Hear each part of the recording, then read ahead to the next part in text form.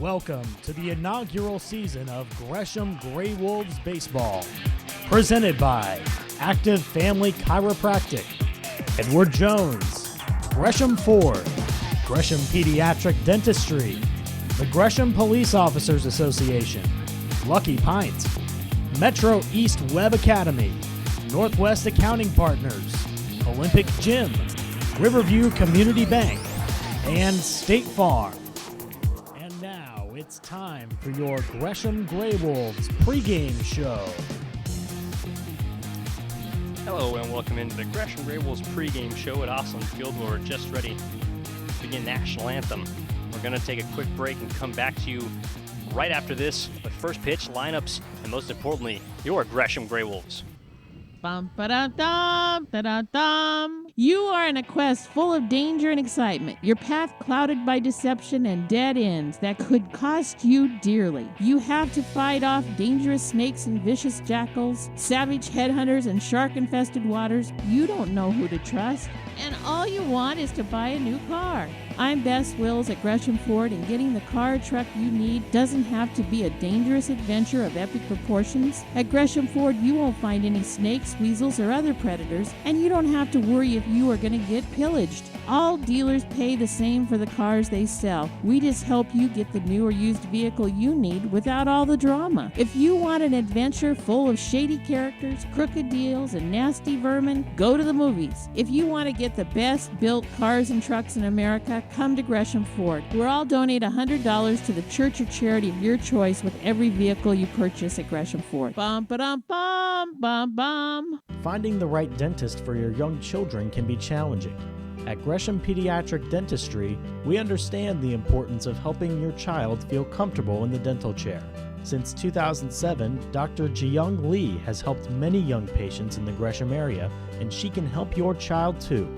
Request your appointment today at GreshamPediatricDentistry.com.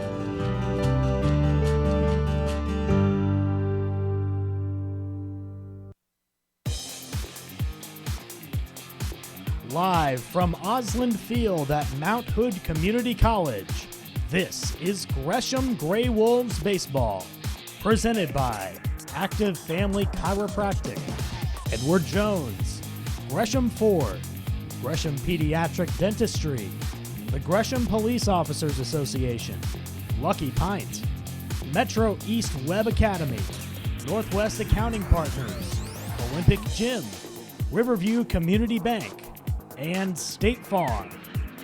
Gresham Grey Wolves Baseball starts now. Hello and welcome to another edition of Gresham Grey Wolves Baseball here at Osland Field. I'm Evan Giddings, coming to you live on the campus of Mount Hood Community College before the second game of this three-game series between your Gresham Grey Wolves and the Corvallis Knights.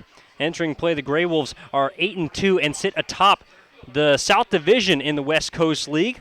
The Corvallis Knights currently at 4-6, although won the first half and have secured themselves a playoff berth in the West Coast League postseason. On the mound this evening for the Gresham Grey Wolves, it'll be Donovan Ramirez, the right-hander and newfound ace since coming on just a couple of weeks ago. He'll be opposed by Hazahel Quijada on the bump for the Knights. Now the Grey Wolves have taken the field, as we'll get you lineups here.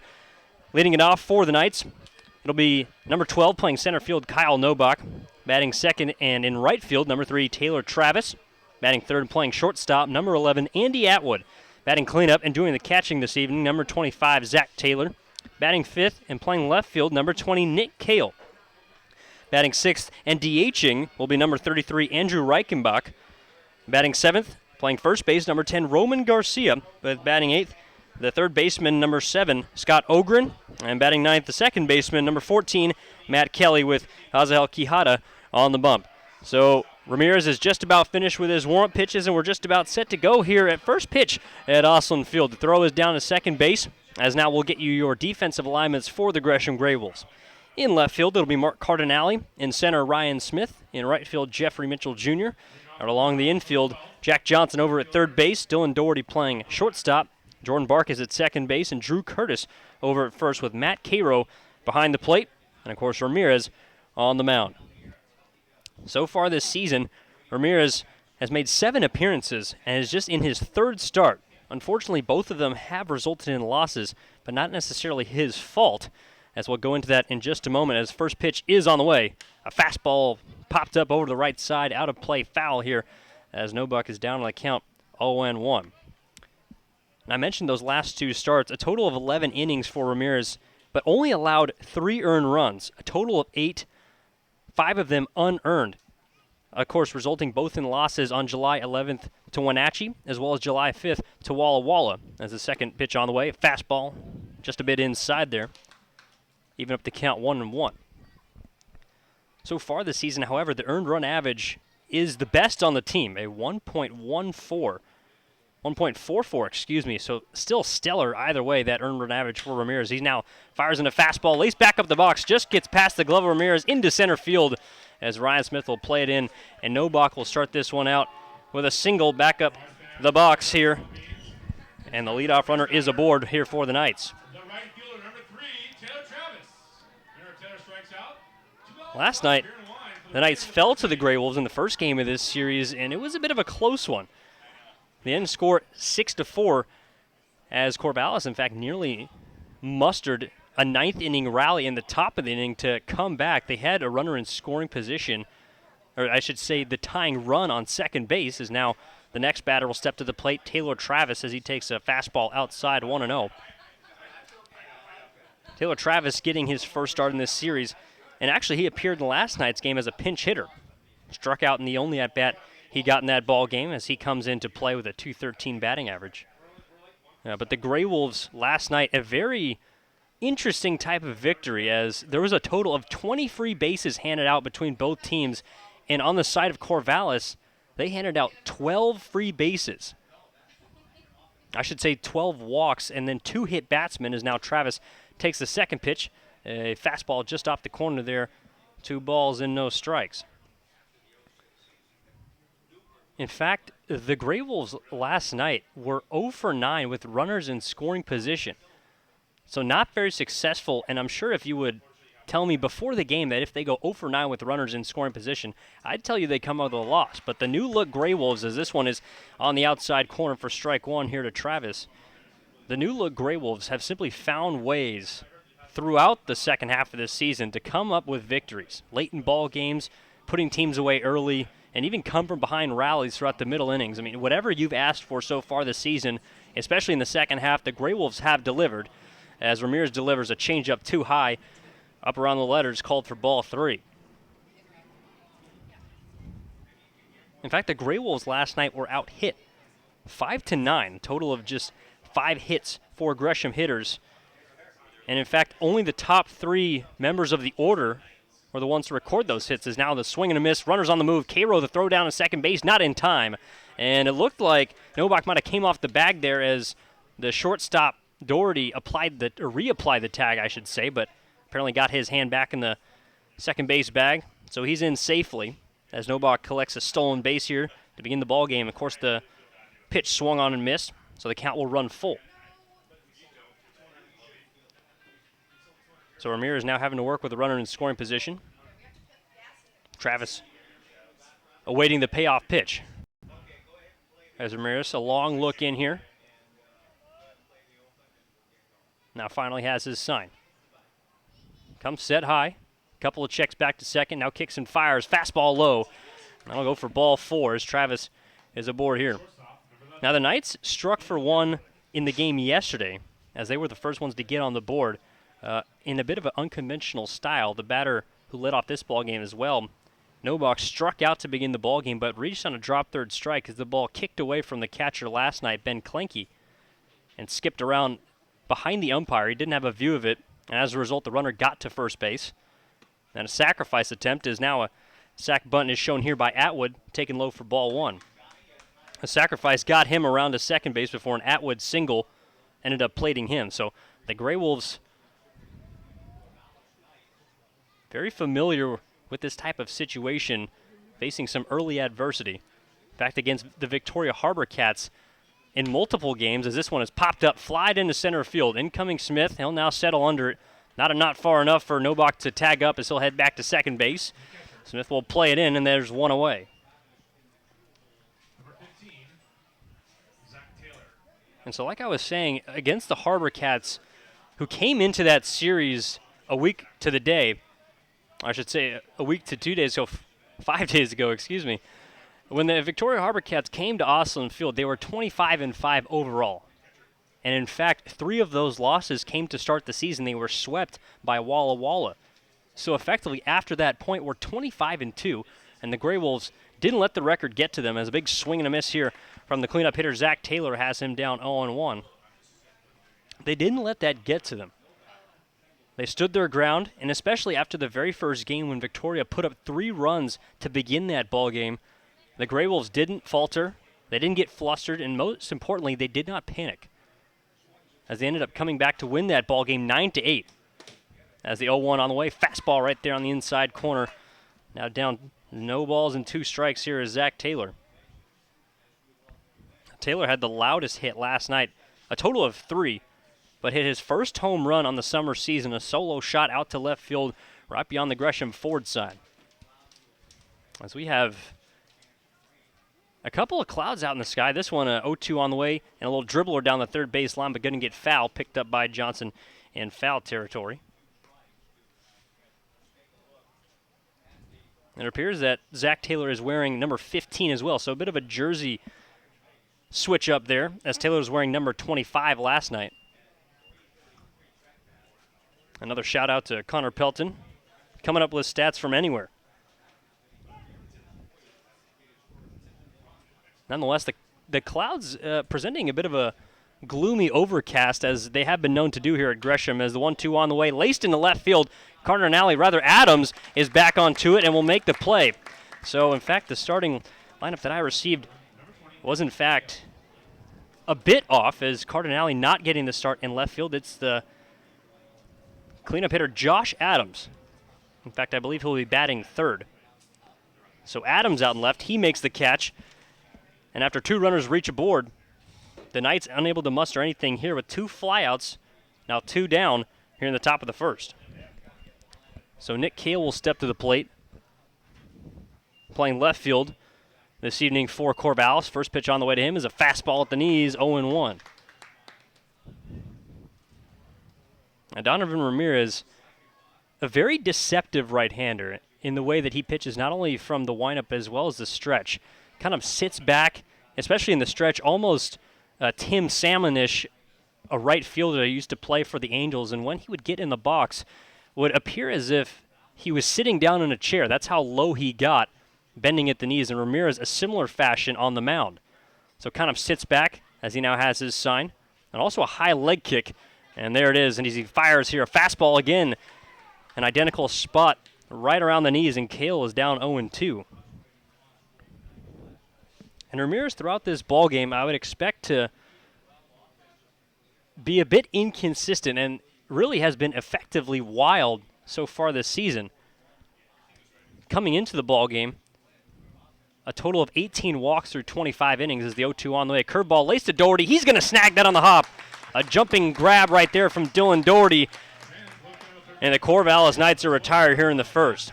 No runs, 1 hit, no errors, and 2 runners left on as Ramirez strands a runner on second and first. And we'll head to the bottom of the first here at Osland Field.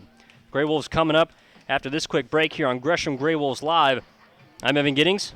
No score through 1/2 of the first. Bum, ba-da-dum, da-da-dum. You are in a quest full of danger and excitement. Your path clouded by deception and dead ends that could cost you dearly. You have to fight off dangerous snakes and vicious jackals, savage headhunters and shark-infested waters. You don't know who to trust. And all you want is to buy a new car. I'm Bess Wills at Gresham Ford, and getting the car or truck you need doesn't have to be a dangerous adventure of epic proportions. At Gresham Ford, you won't find any snakes, weasels, or other predators, and you don't have to worry if you are going to get pillaged. All dealers pay the same for the cars they sell. We just help you get the new or used vehicle you need without all the drama. If you want an adventure full of shady characters, crooked deals, and nasty vermin, go to the movies. If you want to get the best built cars and trucks in America, come to Gresham Ford. We'll all donate $100 to the church or charity of your choice with every vehicle you purchase at Gresham Ford. Bum, ba-dum, bum, bum, bum. finding the right dentist for your young children can be challenging. At Gresham Pediatric Dentistry, we understand the importance of helping your child feel comfortable in the dental chair. Since 2007, Dr. Jiyoung Lee has helped many young patients in the Gresham area, and she can help your child too. Request your appointment today at GreshamPediatricDentistry.com.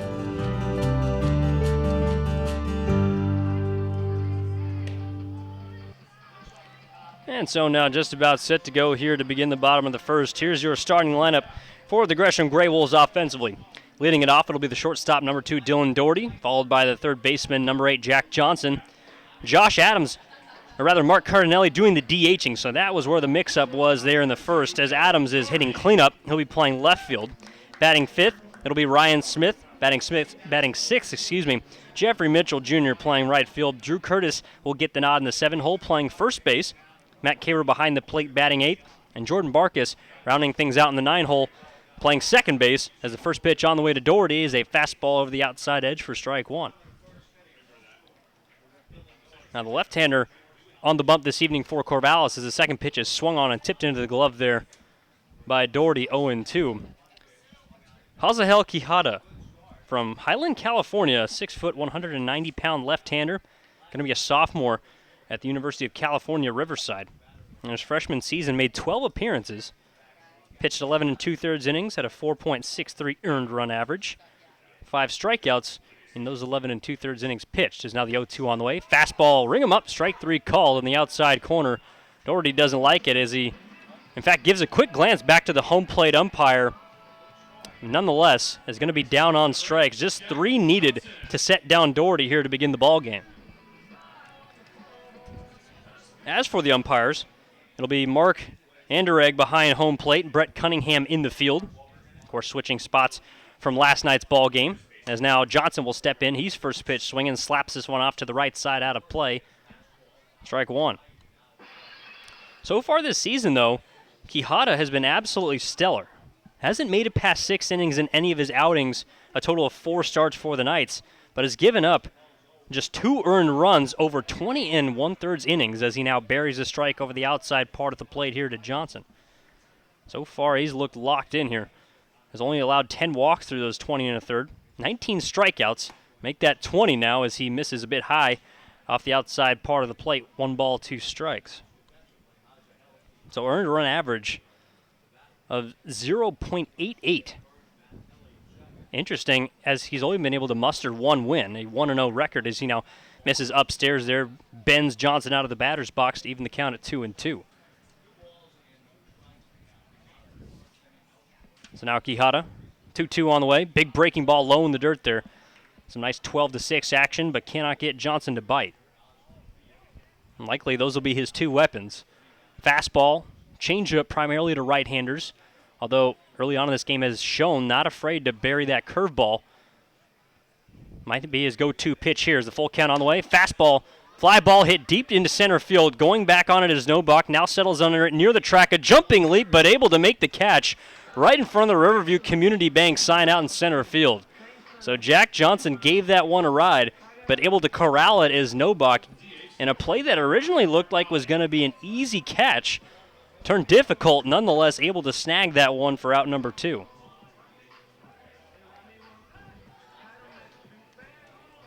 Quijada has had a couple of stellar starts this season. In his last outing on July 14th against Walla Walla, went 4, only allowed 2 hits and struck out 8, as he misses high and inside here to the designated hitter Cardinelli. His only win was back on June 21st at Kelowna. Went 6 strong innings, 6 shutout innings, as he now misses low with a changeup here, 2-0. Got the victory in that, only allowed 3 hits, struck out 7, while allowing 1 walk. So I think the reason why he probably hasn't got a lot of these wins is Cardinelli slaps this one back off the screen here for the first strike of the at-bat, is likely because he simply hasn't been able to go the 5 innings required. The only times he has was in that victory I just mentioned, as well as July 4th against the Yakima Valley Pippins. He went 5 innings, only allowed 1 earned run, and his team ended up getting a 2-1 victory, so got the no decision in that one. As now the 2-1, fastball high up around the head of Cardinelli. 3 balls and 1 strike. has kept that walks and hits per innings pitched just above 1.08 is now Cardinelli laces this one into left field, but right at Nick Kale, placing himself in left center beautifully to make the catch. So a couple of hard hit balls off the bat of Johnson and Cardinelli for the Gray Wolves, but nothing to show for it as they go down 1-2-3, and that concludes the first inning here at Osland Field. We'll go to the second with Andrew Reichenbach, Roman Garcia, and Scott Ogren due up for the Corvallis Knights when we come back here on Gresham Gray Wolves Live. It's a howlin' good time down at the Lucky Pint, where we have 30 rotating taps, happy hour all day on Sundays, fishbowl Fridays, or just come down and fill up a growler. The Lucky Pint is the home of Gresham Gray Wolves, where we honor service members with a 20% discount every Monday. Check us out on Facebook to see our latest cocktails and craft beer list, and then come in and see for yourself what all the excitement is all about. Located at 1888 Northwest Fairview Parkway in Gresham, your locally owned place for craft beer and cocktails in Gresham. If you are looking for an award-winning institution of higher education that is touching lives in many ways, look no further than Mount Hood Community College. For 50 years, MHCC has been an economic engine that brings hundreds of millions of dollars into our community, while also providing great educational services to area residents. No matter what you're interested in, MHCC has a place for you. To learn more, visit our website at mhcc.edu. Mount Hood Community College, transforming lives, building communities. Finding the right dentist for your young children can be challenging. At Gresham Pediatric Dentistry, we understand the importance of helping your child feel comfortable in the dental chair. Since 2007, Dr. Jiyoung Lee has helped many young patients in the Gresham area, and she can help your child too. Request your appointment today at GreshamPediatricDentistry.com.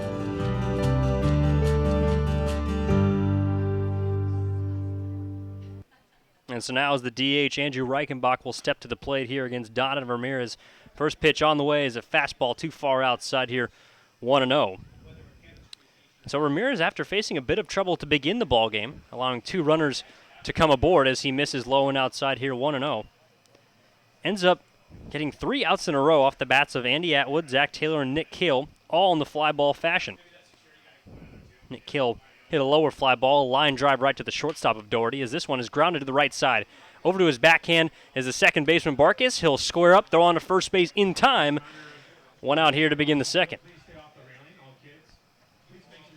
And something that we're going to pay attention to, at least moving forward in this ball game, although the result was a positive one in the 4-3 put out there off the bat of Reichenbach, it appears that Ramirez, at least starting out in a couple of innings, it seems like he kind of needs a couple of pitches to warm up.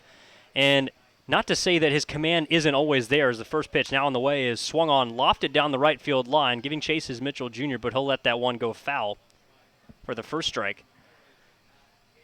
Ramirez seems to get better the further he goes into ball games. And originally was coming out of the bullpen, so that's something we didn't really get to see too much. His very first outing, in fact, back on June 18th against Kelowna, got a victory in 4 1/3 shutout innings. Struck out 3, walked 3, but did not allow a hit. As now the pitch on the way, a fastball right down the heart of the plate, 0-2 here to Garcia. And in that ballgame, I remember he had 2 walks early on in the ballgame, kind of seemed to be all over the place. I believe back-to-back walks, in fact, in that first inning of work.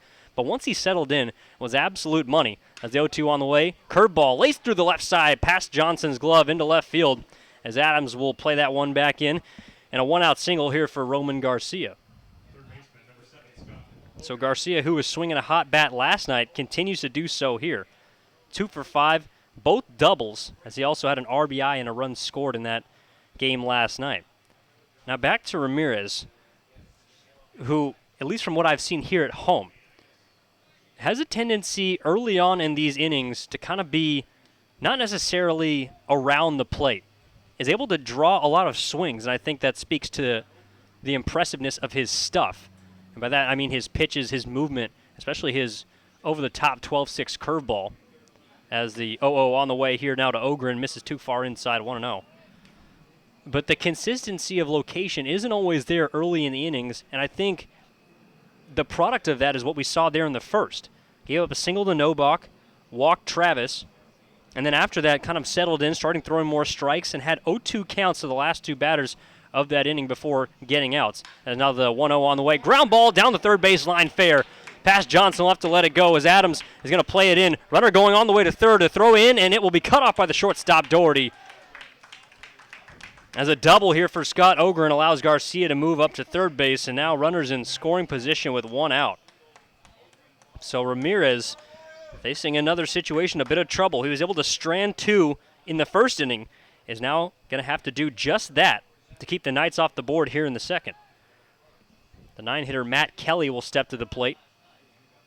Kelly didn't get the start in last night's game, playing over at the hot corner playing second base as the man who just hit that double. Ogren was playing second last night as the 0-1. Rather, the 0-0 with one out is a curveball too far inside for ball one. And the Grey Wolves are going to be playing the infield back, so going to concede the run at third base. Makes sense early on in the ball game, although it appears that Jack Johnson, the third baseman, is in on the grass. Curtis a couple steps off as this one a ground ball into the dugout. Looked like it kicked off the fence there that time, or possibly off a possible Grey Wolf. Not quite sure. Not everyone wearing numbers down there. We've also had a few new additions that we'll try and get to throughout the broadcast. A couple of new pitchers taking the place of some old ones. As Ramirez now set, and the 1-1 on the way. Big breaking ball right through the heart of the plate, and it's 1-2. Now Ramirez has struck out 16 in 25 innings, although has not struck out more than 4 in a ball game. Certainly could look for one right here. And with the base open, definitely want to be careful. Cairo sets up inside, fastball in on the hands, chopper off the plate, and it will get foul. Cairo will pick that one up. Appeared, in fact, to kick off the ankle that time of Kelly, as the count remains 1-2 strikes. And Ramirez, in fact, with a 2-2 record. I mentioned his 2 losses in his previous 2 starts, although in those 11 innings only gave up 3 earned runs, a total of 5 other unearned runs that weren't really his fault, although didn't necessarily give himself a good chance to win in the Wenatchee game. Ended up walking 7 in that contest. And that's not going to appearance this season without walking a batter, as he now fires in a fastball. Ring him up, strike 3 called over the inside corner, and a great pitch there from Donovan Ramirez to set down Matt Kelly on strikes. So now with 2 away, Kyle Nobach will step to the plate as he singled back in the first. And a chance here for Ramirez to get out of the second inning unscathed. So Johnson going to keep himself on the brim of the infield, right on the grass there, about a step back, just in case Nobach should have any idea about laying one down here with 2 outs. Going to take that away, is now the breaking ball inside off the shoulder there of Nobach. He simply leaned into that one, and a smart move there. Breaking ball not going to hurt too much, not going to leave any type of bruise, as Ramirez gifts the Knights here a hit by pitch and a free base to load the bases. So now Garcia on third, Ogren on second, and the newest member to the base pass, Nobach on first, as that'll bring Taylor Travis to the plate. He walked in his first at-bat, as Carroll will bounce out and have a couple words there with his right-hander. Looked like he was coming back to the plate, but now one last sentence there. Just going to ask Ramirez what he's feeling comfortable with, and I haven't had a lot of opportunities to talk with Cairo about his connection with the pitching staff, but as the longest tenured Grey Wolf, at least in this summer season, was here from the very beginning, and certainly a smart young kid from Columbia University, got a good head on his shoulders, and a chance to help bring and guide his right-hander through this inning, as Donovan Ramirez now misses outside with a fastball 1-0. Travis got his free base in a full count, as Ramirez missed around the same area in the first at-bat. I believe it was down in a 2-0 count, as the 1-0 on the way, now way outside. Carroll had to slip and slide to go that one. Nonetheless, 2 balls and no strikes.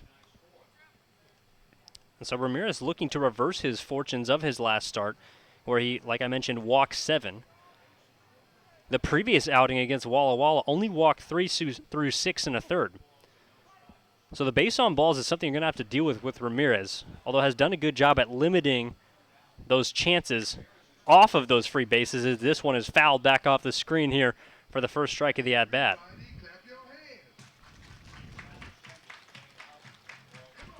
And likely the reason why Ramirez has been so good is his opponent's inabilities to get hits off of him. Has only allowed 11 hits through 25 innings.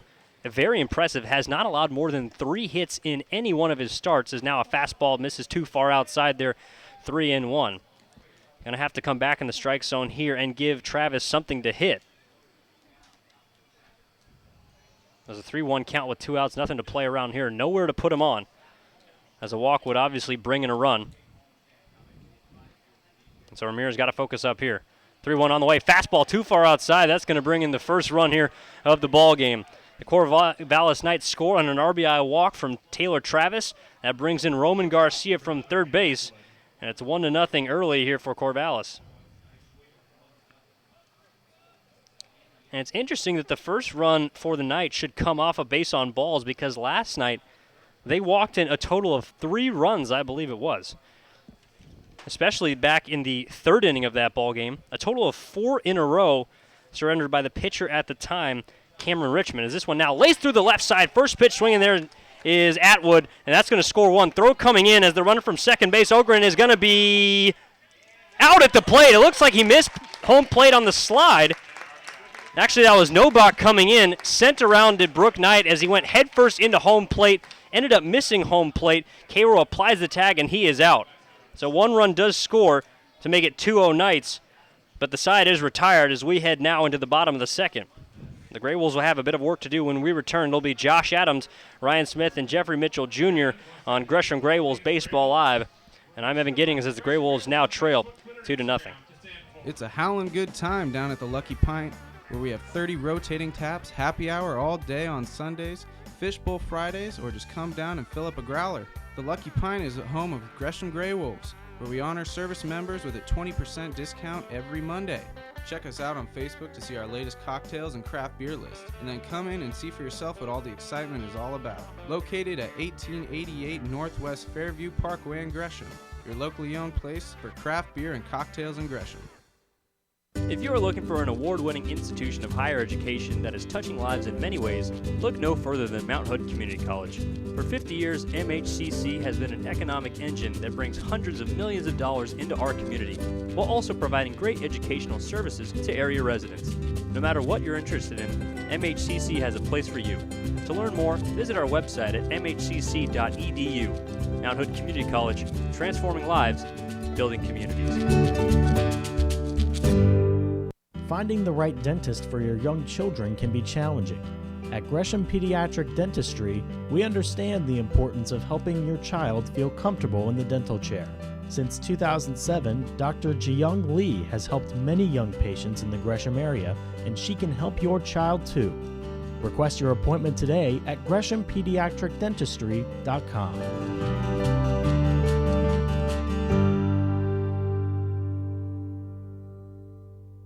It's a howlin' good time down at the Lucky Pint, where we have 30 rotating taps, happy hour all day on Sundays. And so now Josh Adams will step to the plate here against the left-hander Quijada. First pitch on the way, and the lefty-lefty matchup is a fastball runs a bit too low here, 1-0. So the Grey Wolves, after going 1-2-3 in the bottom of the first inning against Quijada, now find themselves in an early hole. They trail 2-0 here as Adams takes a fastball up and inside for the second ball of the at-bat. Ramirez allowed 2 runs after Garcia with 1 out singled. Ogren followed up with a double down the third base line, and then after a hit by pitch and a walk to bring in 1 run, Andy Atwood is the pitch on the way is a fastball low, now 3-0 here to Adams. Atwood singled through the left side, and the throw came in from this man at the plate, Josh Adams. A one-hop strike right to the plate, and Nobach, who is trying to score from second with 2 outs, as this fastball is right through the heart for the first strike of the at-bat. Nobach tried to score, went in head first, and apparently Cairo must have done a good job of kind of guiding him towards the outer part of the plate, because he, according to the umpire, missed home plate, and then Cairo simply applied the tag once he got up. Is now Josh Adams tied up on an inside fastball, swing and a miss there, full count. Adams a very aggressive hitter at the plate. Just 5 walks so far this season, a guy that likes to get on by his own means. Is now the payoff pitch on the way. Broken bat, lofted right to the shortstop, under it, and he'll make the catch. Kind of a soft line drive there off the bat of Adams, as he certainly splintered that piece of lumber. He's going to have to get himself a new one as he'll head back to the dugout for the first out of this second inning. And so now Ryan Smith will come to the plate, one of the two All-Stars for the Gresham Gray Wolves. Got to make the trip up to Longview, Washington, did Smith, as well as the man on deck, Mitchell Jr., on Tuesday. In fact, I believe Ryan Smith was the representative of the Gray Wolves in the Home Run Derby. Not quite sure how he did, although I believe the winner, as this one is laced down the right field line, going to slipe in foul, or rather fair, just inside the chalk as Travis plays that one in, holding Smith to a single there. First pitch swinging, finds himself aboard here with one out. And a nice play there from Travis to keep and hold Smith to just a single, as Ryan can really fly. And back to the point about the Home Run Derby, I believe he did not hit a home run. That's what our newfound statistician Connor Pelton has discovered. Was following the Home Run Derby and reported on it. You can find some interesting facts about that on our website at GreshamGrayWolves.com. But nonetheless, Smith, not necessarily a power guy, proving instead he can get on base with the best of them here with a one-out single. As Mitchell Jr. will step to the plate, takes a ball low and outside, 1-0. However, despite maybe a performance that Smith would like to put behind him, Mitchell Jr. had one for the ages, and in fact nearly captured MVP honors if it was not for the center fielder, Nobach. As this one is laced into right field, right at the right fielder, Travis, he'll fire in a strike back to first base as Smith was kind of lollygagging him back to the bag, but able to get in time as Mitchell Jr. is out on the lineout. So a couple of lineouts so far in this game for the Gray Wolves. Cardinelli laced one into center field that was snagged by Nobach. Now Mitchell Jr., a line drive out to right field, corralled by Travis. Like I was saying, Mitchell Jr., though, 3 for 4 in that ball game with a pair of RBIs. Nobach able to best him one more, went 3 for 4 with 2 doubles, is now a pickoff attempt over to first. No tag there as Drew Curtis will step in to the box. Nobach had a pair of doubles, a run scored, as well as an RBI, and also had a defensive assist from center field. So an all-around great game there for the Corvallis Knights center fielder as Curtis takes a first pitch fastball over the outside edge for strike one. And so although Mitchell Jr. had a great game, arguably could have been the MVP, that situation just got to tip your cap. Although not a bad day at the yard, is now another pickoff attempt over to first base. Tag applied, but not in time as Smith is in with a head-first slide. And Curtis, who's making his 25th appearance, although hasn't had too many starts as of late, coming into play just a 147 batting average, is now a third pickoff attempt in a row. This one not even a tag there by Garcia over at first. Apart from the international exhibition match where Curtis went 2 for 4 against the Perth Heat with an RBI and a run scored, as now Ryan Smith takes off on the pitch, throw down to second base, and it is in time for the third out of the inning. So Drew Curtis takes strike 2. Doesn't matter as Smith is gunned down there by Zach Taylor, an absolute cannon behind the plate as he is caught stealing, and that will retire to the side. So we'll head to the third here at Osland Field with Zach Taylor, that man with a great arm, coming to the plate. Here on Gresham Gray Wolves Live, I'm Evan Giddings, and the Gray Wolves trail 2-0.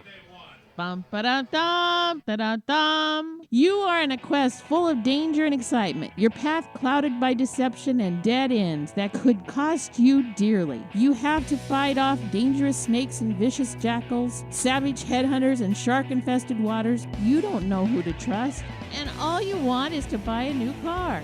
I'm Bess Wills at Gresham Ford, and getting the car or truck you need doesn't have to be a dangerous adventure of epic proportions. At Gresham Ford, you won't find any snakes, weasels, or other predators, and you don't have to worry if you are going to get pillaged. All dealers pay the same for the cars they sell. We just help you get the new or used vehicle you need without all the drama. If you want an adventure full of shady characters, crooked deals, and nasty vermin, go to the movies. If you want to get the best built cars and trucks in America, come to Gresham Ford. We'll all donate $100 to the church or charity of your choice with every vehicle you purchase at Gresham Ford. Bum, ba-dum, bum, bum, bum. Finding the right dentist for your young children can be challenging. At Gresham Pediatric Dentistry, we understand the importance of helping your child feel comfortable in the dental chair. Since 2007, Dr. Jiyoung Lee has helped many young patients in the Gresham area, and she can help your child too. Request your appointment today at GreshamPediatricDentistry.com.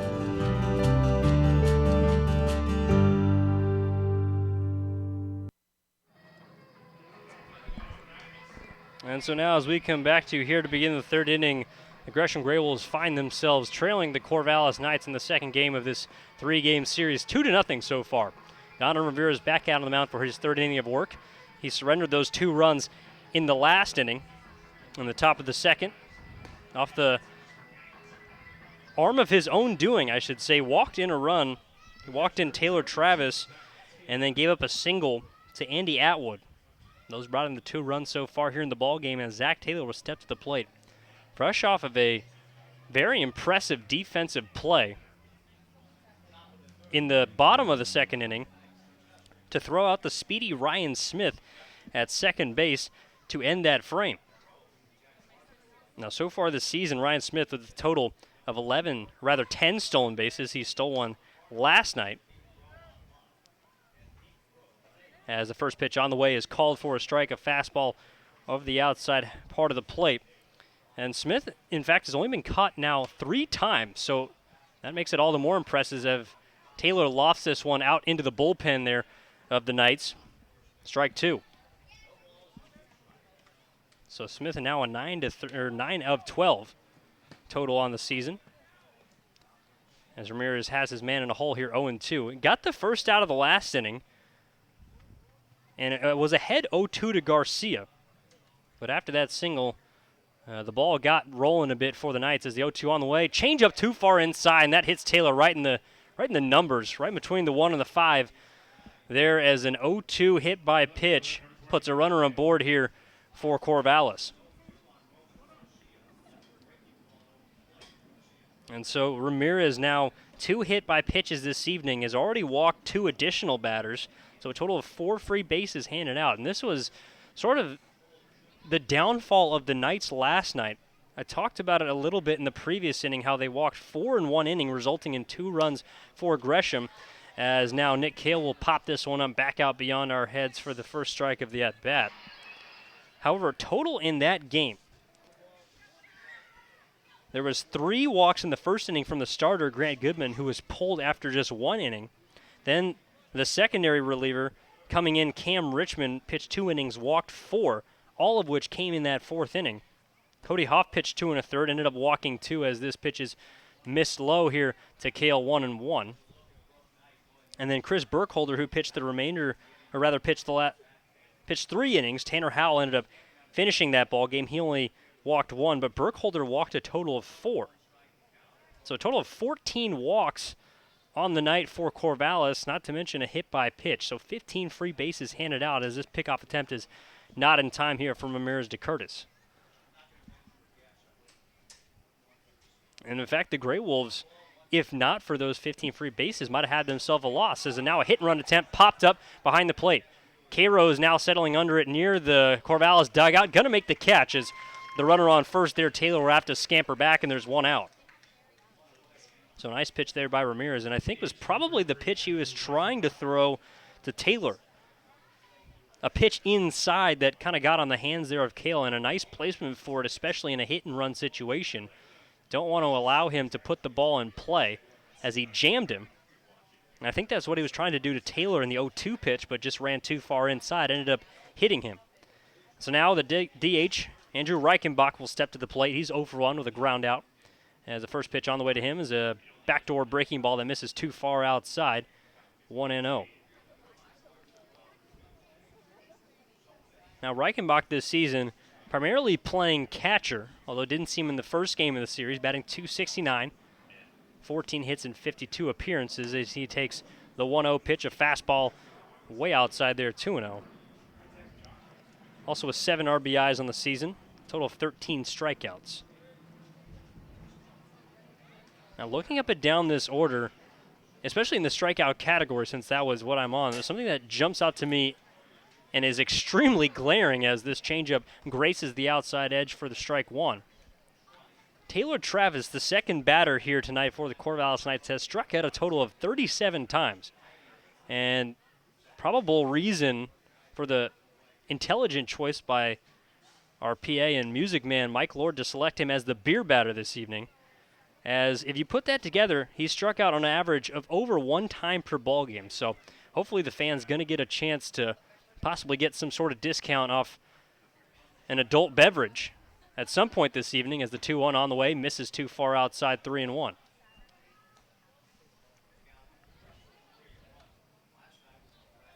Nonetheless, Reichenbach also has a pair of doubles, a couple of runs scored.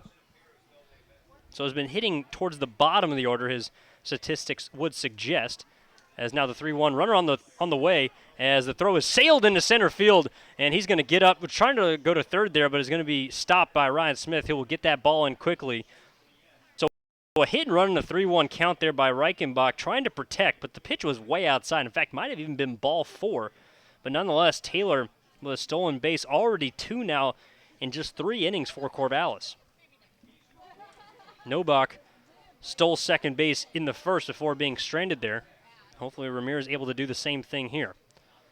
So now he comes set, payoff pitch on the way. Fastball slapped down the left field line, going to get out of play. We'll do it again. And Reichenbach actually has been playing somewhat sporadically.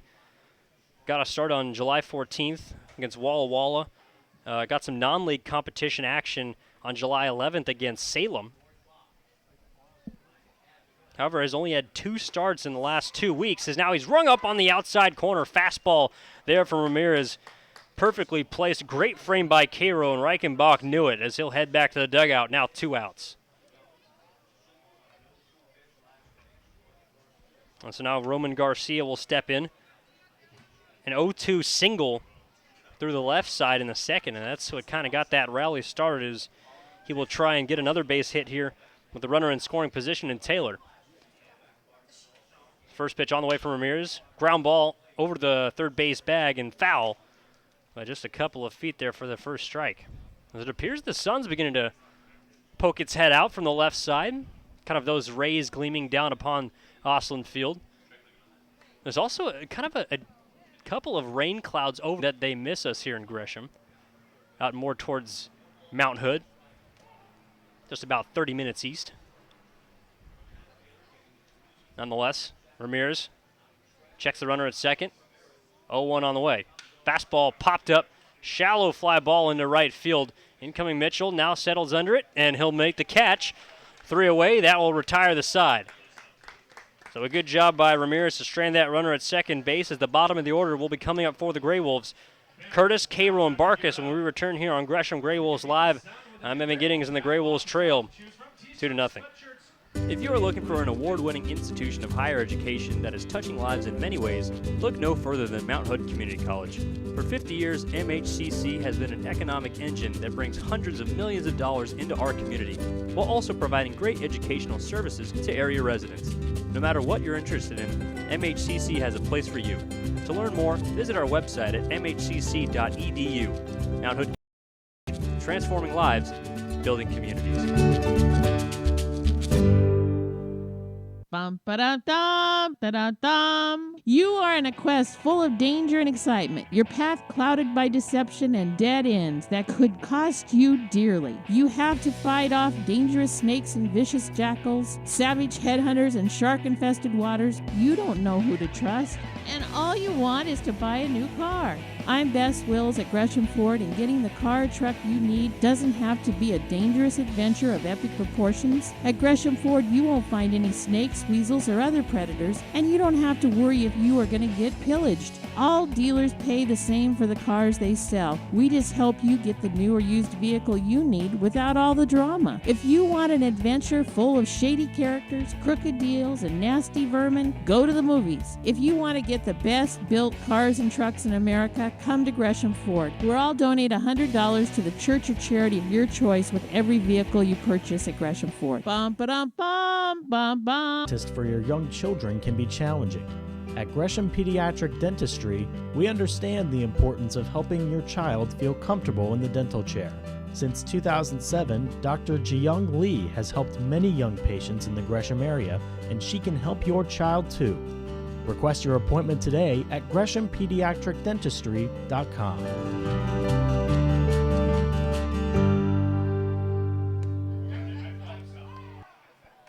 And so we're underway here in the bottom of the third. Drew Curtis currently down on the count 0-2 as he fouled the first pitch off and took the second pitch for a strike as he now checks his swing on a changeup here, the third pitch of the at-bat.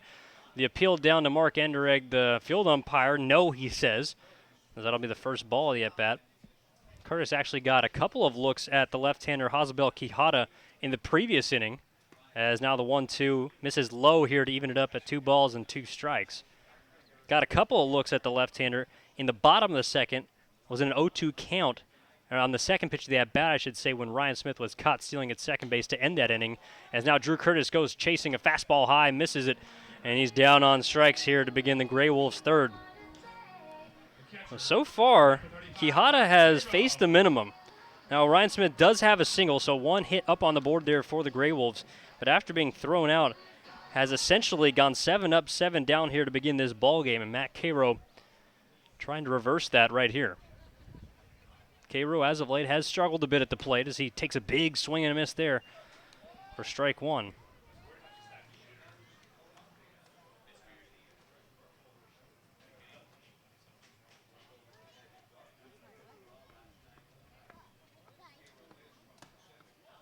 And so Cairo takes the second pitch on the way, 1-1.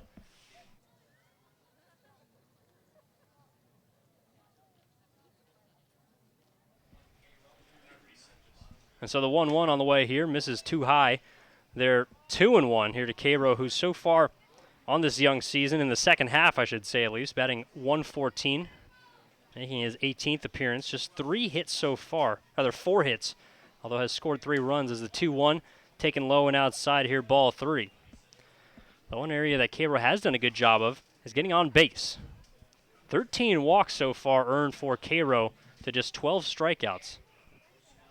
And he's also done a good job of putting the ball in play as the 3-1 on the way. Lays back off the screen. In fact, this one stuck right in the fence. That's how hard Cairo hit it and how closely he was to driving that one.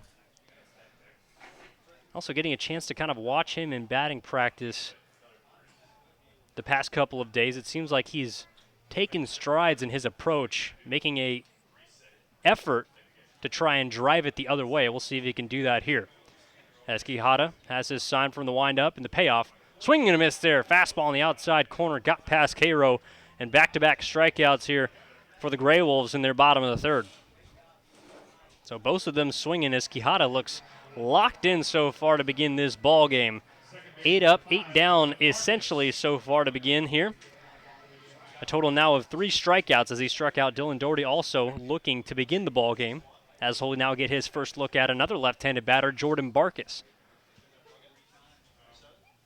Barkis, along with Cairo and Curtis, has kind of gotten the middle game of the 3-game series, giving a rest to those positions as he now takes a strike on the outside edge. Filling in for a Curtis Perrin, playing second base last night, as he now takes a big breaking ball too far inside, though. 1-1.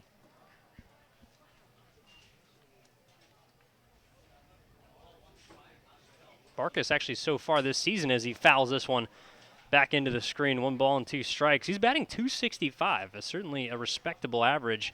13 hits and 49 at-bats. A couple of RBIs, 4 walks earned. Also a pair of doubles and 8 runs scored.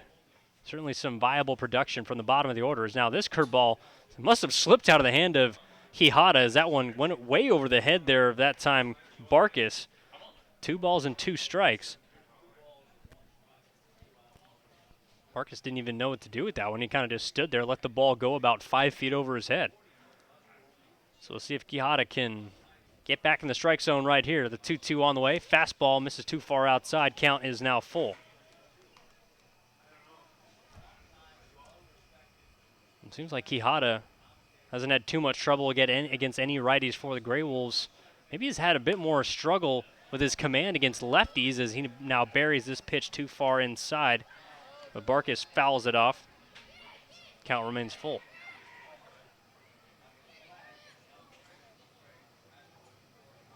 Now, Quijada so far this season hasn't allowed more than 4 hits in a ball game. His high in walks so far this season came on June 28th against Bellingham, where he walked 4 in 4 innings. But none so far here as he now fires a fastball, ring him up on the outside corner as Barkis thought it was ball 4, but instead is down on strikes as Quijada strikes out the side here in the 3rd. The Grey Wolves are going to have some work to do. Going to have to get back in the dugout, play a little defense here as they go to the 4th. It'll be Scott Ogren, Matt Kelly, and Kyle Nobach when we return here on Gresham Grey Wolves Live. I'm Evan Giddings, 2-0 Knights. It's a howlin' good time down at the Lucky Pint, where we have 30 rotating taps, happy hour all day on Sundays, fishbowl Fridays, or just come down and fill up a growler. The Lucky Pint is the home of Gresham Grey Wolf, where we honor service members with a 20% discount every Monday. Check us out on Facebook to see our latest cocktails and craft beer list, and then come in and see for yourself what all the excitement is all about. Located at 1888 Northwest Fairview Parkway in Gresham, your locally owned place for craft beer and cocktails in Gresham. Bum, ba-da-dum, da-da-dum. You are in a quest full of danger and excitement. Your path clouded by deception and dead ends that could cost you dearly. You have to fight off dangerous snakes and vicious jackals, savage headhunters and shark-infested waters. You don't know who to trust, and all you want is to buy a new car.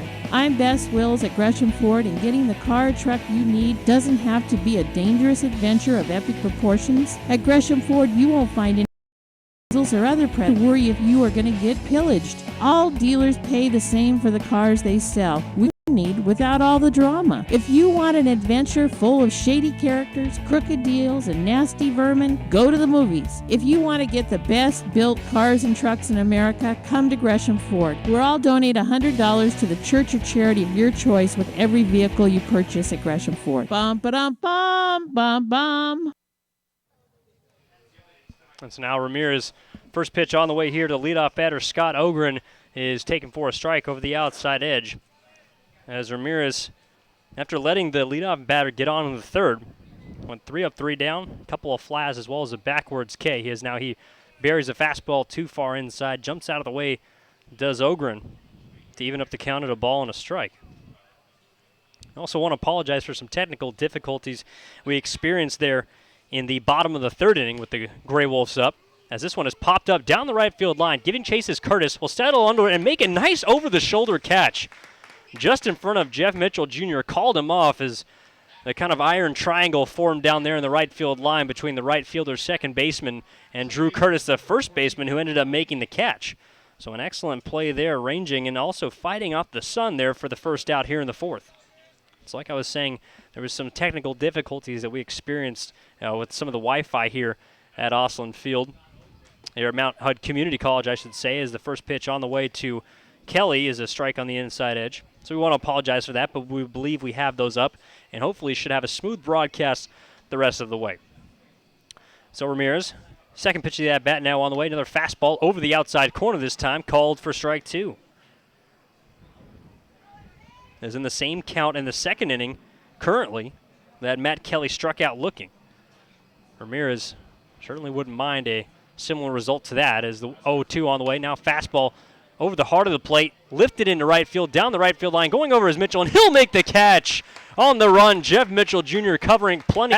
That one was certainly flying down the right field line in order to make that play, and a couple of nice plays over in that area in foul territory up the first base line made by the Grey Wolves so far, 2 away. So now Kyle Nobach will step in, who's been troubled there at the top of the order. Is 1 for 1 with a stolen base. It was hit by a pitch in the 2nd, although it was thrown out trying to take home on a single by Andy Atwood back in the 2nd as he now takes ball 1, a fastball dug out of the dirt there by Cairo. Now Nobach, we talked about his accolades that he received in the All-Star game. However, so far this season, he has been really a nice table setter for the Corvallis Knights as he now lifts a fly ball into shallow left center field. Incoming Adams cannot get the job done there, setting the tables as he is out. So 1, 2, 3, Ramirez goes in a quick inning. Just 1, 2, 3, 4, 5, 6, 7, 8 pitches there for Ramirez necessary to retire the Knights as we now go to the bottom of the fourth. Due up for the Grey Wolves, it'll be the top of the order in Doherty, Johnson, and Cardinale when we return here on Gresham Grey Wolves Baseball Live.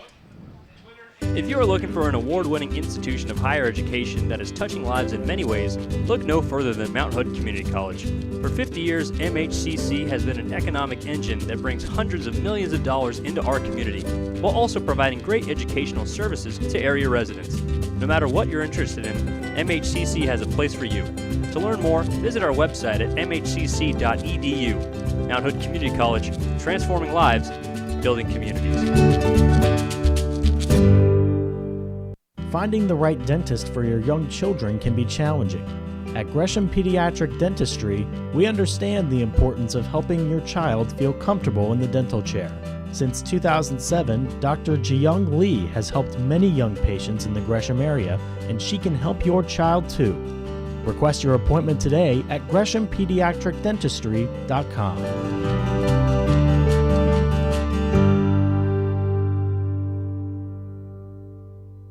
It's a howlin' good time down at the Lucky Pint, where we have 30 rotating taps, happy hour all day on Sundays, fishbowl Fridays, or just come down and fill up a growler. The Lucky Pint is the home of Gresham Grey Wolves, where we honor service members with a 20% discount every Monday. Check us out on Facebook to see our latest cocktail beer list, and then come in and see for yourself what all the event is all about. Located at 1888 Northwest Fairview Parkway in Gresham, your locally owned place for craft beer and cocktails in Gresham. And so as we begin the bottom of the third, Dylan Doherty, who was first pitch swinging, grounds out to the first baseman for the Corvallis Knights there. Roman Garcia, a one-hopper right to him, and he is down for the first out quickly. As Hazael Quijada, has made quick work of this Gresham offense so far this evening. Only one hit allowed and really didn't matter as Ryan Smith ended up being thrown out at second, as Jack Johnson will step to the plate now and take a first pitch ball outside 1-0. So effectively, 9 up, 9 down. Can't do it much better than that as Quijada now fires a fastball, laced back up the screen there by Johnson to even up the count at 1 ball and 1 strike. Johnson is 0 for 1, I should say, as he flew out to center field, deep center field, out near the warning track. Had to be hawked down by Kyle Nobach, patrolling the skies out there in center. That was back in the first inning. As now the third pitch of the at-bat on the way. A changeup too low in the dirt there, blocked by Taylor. But it doesn't matter as there's 2 balls and 1 strike here to Johnson. Now Johnson, this season, has had his ups and downs. He's been a focal part of the middle of the order and was so in the first half. But after kind of going cold there towards the end of the first half, combined with the fact that the Gresham offense, as he takes one high in there, 3-1, combined with the fact that the Gresham offense had really taken off without him. Unfortunately, Johnson, a University of Washington Husky, kind of got left in the fold a little bit as he now takes a fastball over the inside part of the plate to run the count full. But nonetheless, his statistics have been pretty solid so far this season. Although he's just batting .232, does have 1 home run, 8 RBIs as he now lifts this one into right center field. Going to drop for a base hit off the end of the bat. In fact, may have shattered a piece of lumber there, but nonetheless worth it as he has himself a 1-out single here in the 4th inning for the Grey Wolves. So after Dylan Doherty is retired, Johnson picks him up. And that's also something that the Grey Wolves have really done very well in this second half, picking each other up, whether it be offensively, defensively, or on the mound. And no matter what situation they've faced, it seems like when one person fails, they still have had the opportunity and chance to come away with a positive result. And the next man up mentality has really favored them so far. Obviously has produced an 8-2 record. So it's been very effective for Gresham as Cardinale now a 1-0 count. Quijada having to work from the stretch now as Mark Cardinale just misses this pitch, slapped it back off the screen as that was a hanging fastball. Could not take advantage though for strike 1. Quijada for the most part has been working both sides of the plate very effectively. And has been pretty efficient with his pitches. Has struggled a bit with the location of that curveball as now he throws over to first base. Pickoff attempt there, no tag from the first baseman Garcia. And it appears he kind of holds that curveball in a knuckle fashion, so he keeps his middle finger on the two-seam part of the baseball, and his index finger, he kind of bends it and puts the knuckle on the baseball, and that's why he has such a vicious drop to that 12-6. A very impressive break from Quijada and a nice change of pace, especially from that over-the-top four-seam fastball. So now Cardinelli, another pickoff attempt over to first base. Now 3 in a row, as while I was talking, he made another attempt, none of which were even close. Johnson in without us even needing to go into a head-first slide. So Cardinelli hoping for a pitch here. Finally gets one. Fastball too high and outside, 2-1. We saw 3 pickoff attempts in a row when Ryan Smith reached first base, so hopefully not becoming a trend, as it would be very easy to read for the Gray Wolves. When you get on base, you're going to see a couple of pickoff attempts from Quijada, as now Cardinelli will reach and slap that one off to the right side out of play. 2 balls and 2 strikes.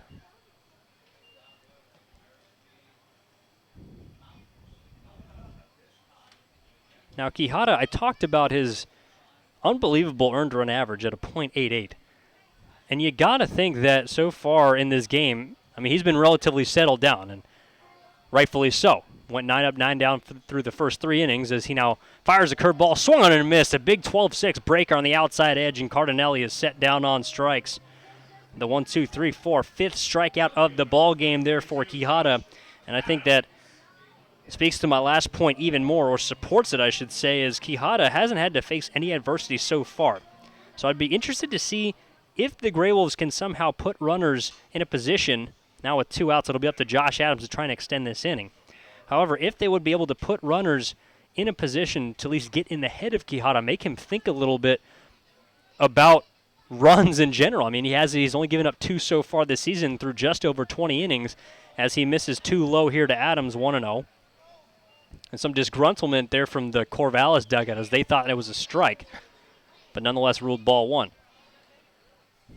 So back to my point, I'd be interested to see how he responds to that, as Quijada hasn't really had to face too much. And during his college season, only threw 11 innings as a freshman, a 4.63 ERA. Certainly respectable as a freshman year, as this one in the dirt bounces away from the catcher. That's going to allow Johnson to get to second base, as that one popped off appeared like the mask that time of Zach Taylor. Even might have got a piece of the home plate umpire there, Mark Anderegg. Nonetheless, going to go as a wild pitch for Johnson as he'll move up to second base, put himself in scoring position. So maybe a chance right here to kind of get in the head of Hazael Quijada.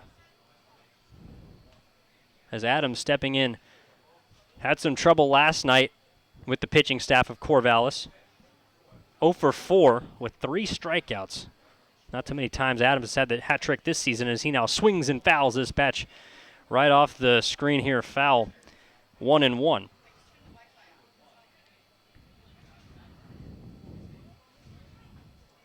And so the clouds still continuing to swirl a little bit around here, as now there's going to be some conversation between the catcher and Josh Adams here at the plate. It looked like the catcher, Zach Taylor, was going out to talk to his pitcher, and a good job there of the home plate umpire, Mark Anderegg, to break that up as soon as it started. Taylor was going out to talk to Quijada, turned around as Adams must have said something or maybe looked at him wrong, not quite sure. Either way, Taylor took offense to whatever was coming his way from Josh Adams, and Anderegg got right in between them and squashed it right where it stood. So warnings dished out to both dugouts by the home plate umpire, as Brooke Knight as well as Barkis came out and had a quick chat. Nothing malicious going on there, just probably asking what the reason for the warning was. Nonetheless, Taylor's back behind the plate, Adams back in the box, and we'll resume play here. Very interesting interaction right there between the batter and catcher. Of course, so close to each other. Not quite sure what was going on, as now another stoppage of play as Adams will step out. Right back in the box is Quijada peering in. Now finally has his sign. Checks the runner at second. Now the 2-1. Fastball low and outside, 3-1. So we'll make sure to talk to Barkas there after the game, as well as Adams, kind of about what happened in that situation. Just appeared like Adams may have overstepped his bounds, kind of talking to the catcher as well as the home plate umpire, and Taylor obviously didn't like it. Now the 3-1 on the way. Ball 4 as it gets away in the dirt. Scampering to it is Taylor as he'll pick that up as Johnson does not advance to third base. But nonetheless, Adams will leave all his gear at home plate, head on down to first base. And now it'll be Ryan Smith's turn to try and come through. So now with Johnson on second, Adams on first. Ryan Smith, who already has one single this evening. A great opportunity for a second.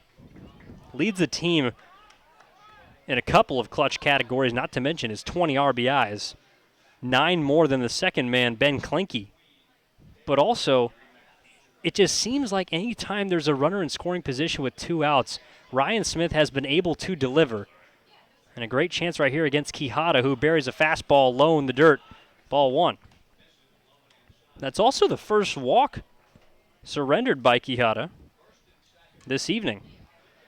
So maybe trying to get back in this at-bat mentally, possibly a bit flustered kind of by that quick quarrel by Adams as well as Taylor. Now the 1-0 popped up over the right side, and it looks like it is going to get out of play. Just out beyond the fence here over to the right side at the home of the Saints at Osland Field. So Taylor will go out and have a quick chat with Quijada.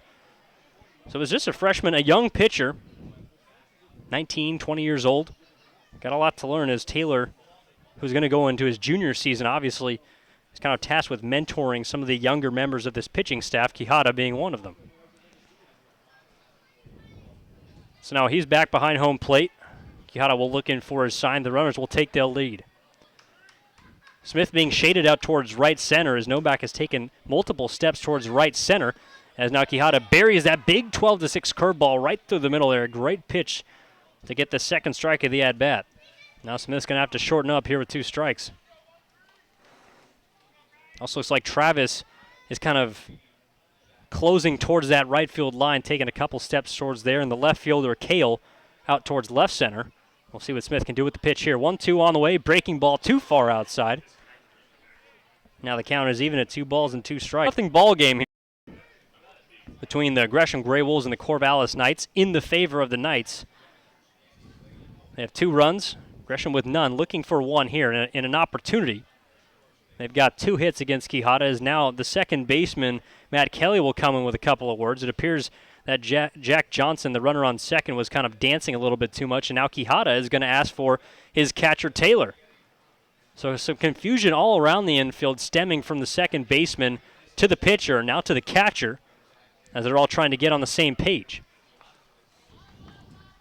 And that's interesting considering it appeared that the shortstop, Atwood, was the one holding Johnson on second base. And although he was dancing a bit, at least with his secondary lead, didn't appear to have an outrageous jump. But nonetheless, the second is back behind home plate. Smith back in the box, and we're set to resume play. As Quijada will check the runner at second. Atwood now bounces back as a 2-2 on the way. Big curveball low in the dirt, blocked by Taylor. And a nice play there as the count is now full, but the runners will have to stay home. Johnson's already advanced on 1 wild pitch this inning. Nearly got himself third base on another one there. So nonetheless, as the payoff pitch will be on the way, the runners will be on the move. And Adams with plenty of speed over at first base. Definitely wouldn't be surprised with a ball in the gap to see him scoring over from first. Now the 3-2, laced into right center field, but giving chase is Novak, and he will be right there. I mentioned he was shading him towards right center field, and an excellent placement there from the Corvallis center fielder to hawk that one down and put himself in a position to make the final out here in the bottom of the 4th. So we'll head to the 5th at Osland Field as Taylor Travis, Andy Atwood, and Zach Taylor will be coming to the plate when we return here on Gresham Grey Wolves Live. The Grey Wolves still trail 2-0. Bum, ba-da-dum, da-da-dum. You are in a quest full of danger and excitement, your path clouded by deception and dead ends that could cost you dearly. You have to fight off dangerous snakes and vicious jackals, savage headhunters and shark-infested waters. You don't know who to trust, and all you want is to buy a new car. I'm Bess Wills at Gresham Ford, and getting the car or truck you need doesn't have to be a dangerous adventure of epic proportions. At Gresham Ford, you won't find any snakes, weasels, or other predators, and you don't have to worry if you are going to get pillaged. All dealers pay the same for the cars they sell. We just help you get the new or used vehicle you need without all the drama. If you want an adventure full of shady characters, crooked deals, and nasty vermin, go to the movies. If you want to get the best built cars and trucks in America, come to Gresham Ford. We'll all donate $100 to the church or charity of your choice with every vehicle you purchase at Gresham Ford. Bum ba dum bum bum bum. Finding the right dentist for your young children can be challenging. At Gresham Pediatric Dentistry, we understand the importance of helping your child feel comfortable in the dental chair. Since 2007, Dr. Jiyoung Lee has helped many young patients in the Gresham area, and she can help your child too. Request your appointment today at GreshamPediatricDentistry.com.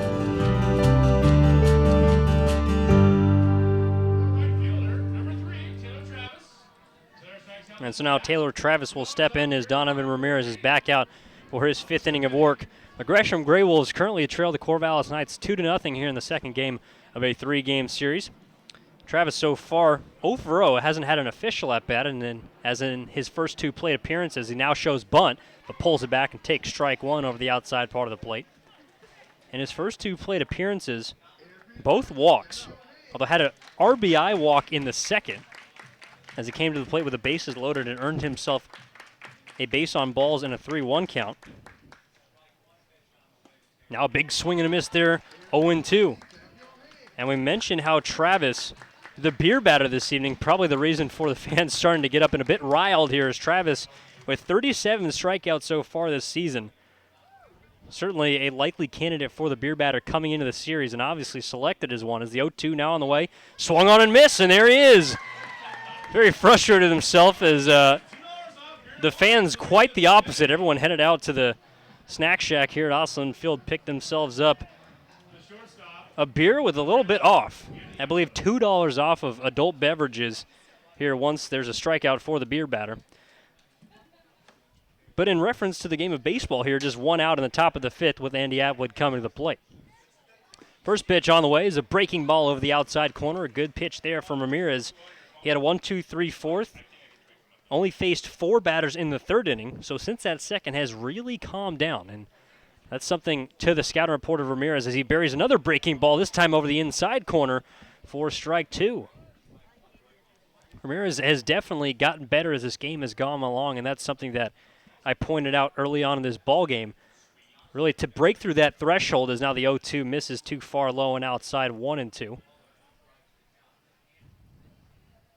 As Ramirez just seems like the confidence on the mound visible. I mean, nothing differentiating in the structure of his face is now this breaking ball grounded over the left side. One hopper right to Johnson. He'll gather himself onto first base in time, and there's 2 away. So it's not anything about his face. It's really his body language. I mean, whether it's a combination of his tempo, his demeanor out there on the mound, just seems to have so much more confidence than he did early on in the ball game.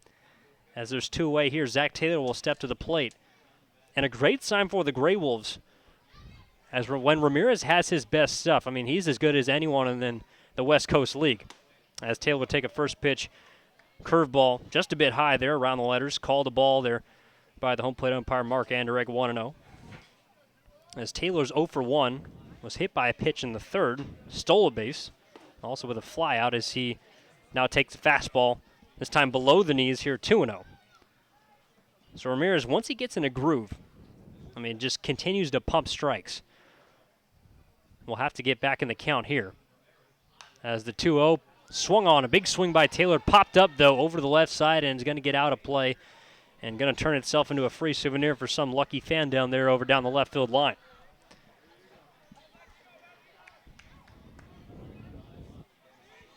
And so Taylor actually making just his 10th appearance. It's kind of a late oncomer for the Corvallis Knights as now he gets jammed to pop up over near the foul line on the first base side. Giving chase is Curtis, and he makes the catch!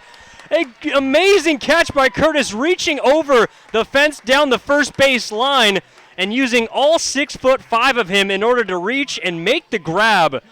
So a 1-2-3 inning from Ramirez, aided by a spectacular defensive effort from Drew Curtis, and that will end the top of the fifth.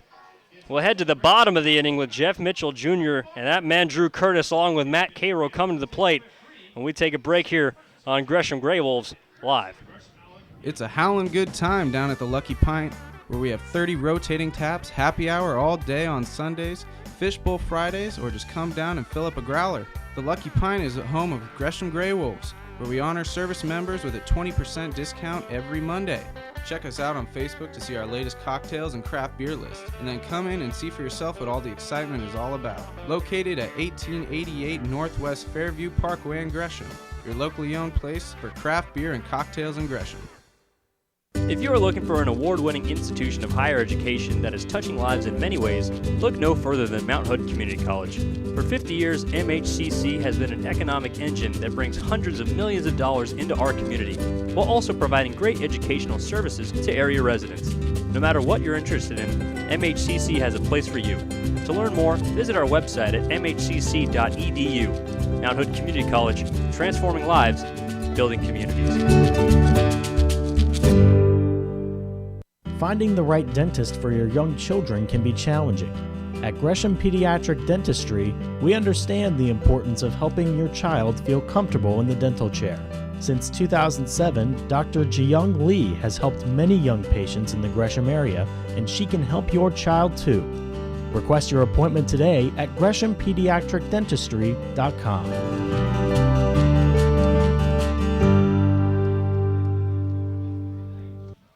So now Jeff Mitchell Jr. will step in to begin the bottom of the fifth for Gresham. Back out on the mound is the left-hander, Hazabel Quijada, for his fifth inning of work as the first pitch now on the way here to Mitchell Jr., showing bunt and taking it back as he'll pull it back and, in fact, actually tipped off the bat that time. Looked like a drag attempt for Mitchell Jr. and attempted to pull the bat back as the pitch was high, but I guess must have just touched off the end or maybe the cap of the bat, and will go for strike one instead of ball one.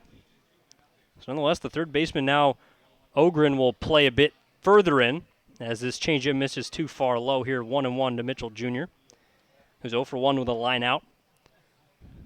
I was back in the second inning to end that inning out to right field as now this breaking ball also misses too far low here, 2-1. So the Grey Wolves trail 2-0 here against the Corvallis Knights. Although coming off a bit of a momentum booster on the defensive side as now Mitchell Jr. takes a fastball over the inside half of the plate for strike two. And thanks to Drew Curtis, the man on deck, the first baseman in the previous half inning, ended that half inning. A great defensive effort as Mitchell Jr. now takes ball three here. Curveball too low. Was ranging towards the foul line over near the first base side. In fact, right by the Corvallis Knights dugout. And 6'5" tall, especially with a large wingspan, as now Mitchell Jr. swings through a fastball high down on strike for the first out. And that'll bring that man Curtis to the plate. He reached over the railing, probably around 6 feet, so had to jump up and reach over, and was fully extended with his left arm. I mean, the railing was around the tricep area there to reach over the fence and still was able to make the play. The first pitch on the way to him is an off-speed pitch right through the heart, 0-1. Curtis unfortunately struck out in his last at-bat, as did the two members of that inning, Cairo and Barkas. Quijada struck out the side back in the third as he now places this one into left field, giving chase to the left fielder, Kale, and he'll snag that one down. Well, able to make the button so far tonight, but they've just been finding gloves. Unable to put them where they ain't. And Drew Curtis is down for the second out of this inning. A total now of 4 lineouts for the Grey Wolves. Throughout now about to be 5 innings as Cairo will come to the plate. Should say 4 and 2 thirds as Cairo now takes ball one high. Cairo also struck out full count. Back in the third inning. And now takes a big breaking ball right through the middle of the plate there. 1-1. Cairo's only struck out 13 times this season. And that equals the amount of times he has also drawn walks. So not a guy that goes down too often as he takes a big breaking ball here. And the plate discipline of Cairo, I think, is what has impressed me the most about him this season. Obviously hasn't been able to get it done with the bat in terms of putting balls in play for hits. Only 4 hits and 35 at-bats so far this season. But has still put himself in a great position to be successful at the plate. It's just now a matter as he takes the ball low here, 3-1. Just a matter of whether it be something mental clicking with Cairo at the plate or something physical and mechanical.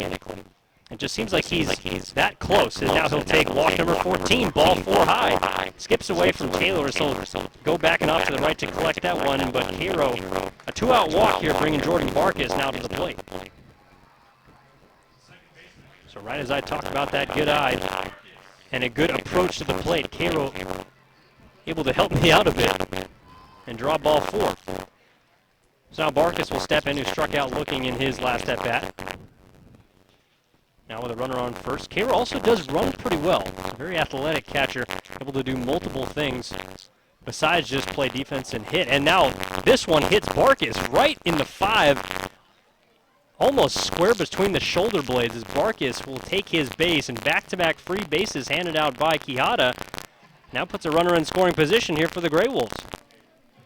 So just that quickly, after getting 2 outs, essentially 2 pitches in a row there puts 2 runners aboard.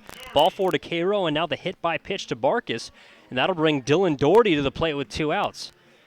And if we go back to last night, it was in a similar situation with 2 outs, as now there will be a mound visit. The pitching coach, Connor Lambert, will head out for the Corvallis Knights to have a chat with his young left-hander, and it appears like some action will begin to head down to the bullpen. No one throwing officially yet, but some relievers heading down that way, as Brooke Knight going through his dugout, picking out which arms he wants to begin throwing.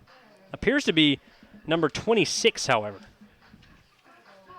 I'm looking through the roster here. It appears to be Lewis Crow, the 6'3" right-hander from Buena Park High School.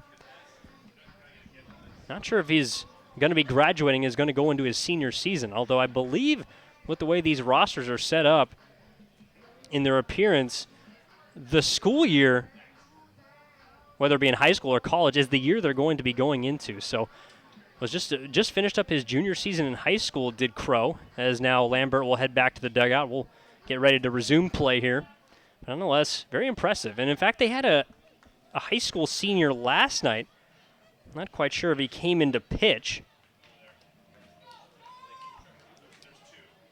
Adley Rushman is going to be a senior at Sherwood High School.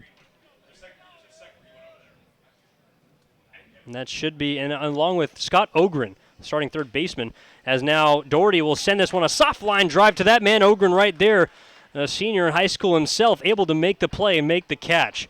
So Doherty hits a soft line out over to the left side to retire the side of the Gray Wolves strand 2. No runs on no hits and no errors at the lead. Runners on second and first, and we'll head to the 6th inning here at Osland Field.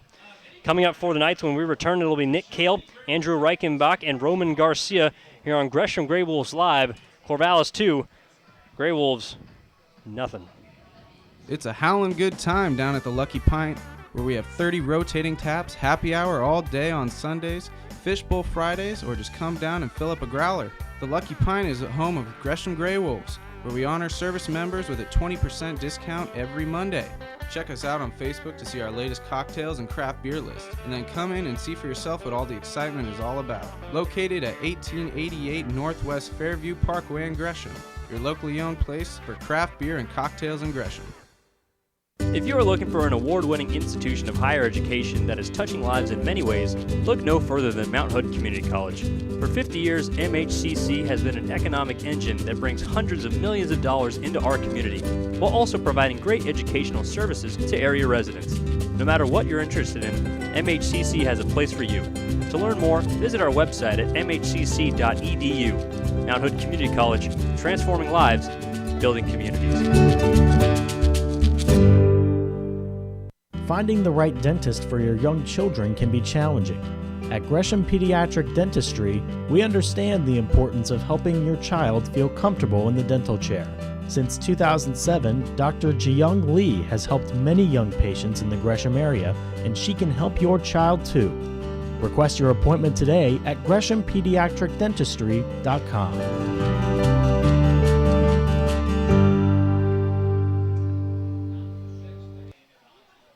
And so to the top of the sixth we go with Donovan Ramirez back out on the bump.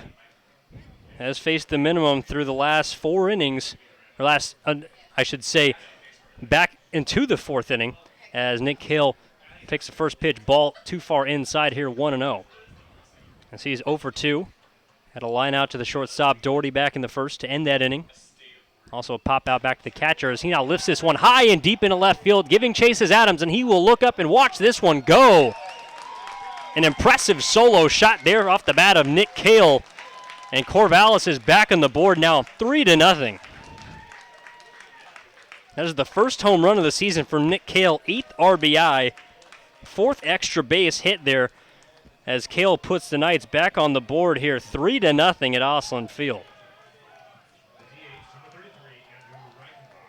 And so as Ramirez had been able to hold this offense in check, we got a glimpse of the explosiveness, last night with Corvallis putting up 3 runs in 2 quick innings to get back in that ballgame before Gresham eventually went on to take the lead and the ballgame. However, right there, Cale able to strike for 1 all by himself as the first pitch to Reichenbach now misses outside 1-0. Nearly a no-doubter off the bat. Adams giving chase, just hoping that that ball would stay in the ballpark. As Osland, as this one is fouled off to the left, Osland Field, especially when you look at the confines, 330 down the right field line, 330 down the left field line, and just about 370 out to center field. So not a huge ballpark in terms of the diameters, as this one is now too far outside, 2 balls and a strike to Reichenbach. However, plays more like a pitcher's park. I mean, there haven't been too many home runs hit, not only by Gresham, but by their opponents. I mean, the Grey Wolves offense itself, only with 4 home runs this season, as now this one misses just a bit off the plate outside, says Mark Anderegg, and it's 3 balls and 1 strike. And Josh Adams has 2 of those home runs, so half of the team total for Gresham is now the 3-1. A big cut, popped up over to the left side. Drifting now down the left field line is Johnson. Going to be called off by Adams. It comes out of nowhere and makes the catch. Had to go a long way to track that one down, but is able to do so for the first out of this 6th inning. So a good job there by Ramirez to go back into Reichenbach, not give up on the at-bat in a 3-1 count where he was down in the at-bat, and still able to get an out here. Now Roman Garcia will step to the plate. The right-handed first baseman is 1 for 2 this evening with a single and a run scored as he now takes a breaking ball too far inside here, 1-0. Garcia this season hitting .262. One of 3 members of the Corvallis Knights in the 100-plus at-bat club. Third on the team behind Emilio Alcantar as he takes strike 1 over the outside part of the plate. Also trailing Andy Atwood, batting 3rd tonight. We saw Alcantar last night. He was playing right field and I believe hitting 2nd. He went 0 for 3, however, just batting .211 so far in the season as now Garcia takes strike 2, another fastball over the outside part of the plate.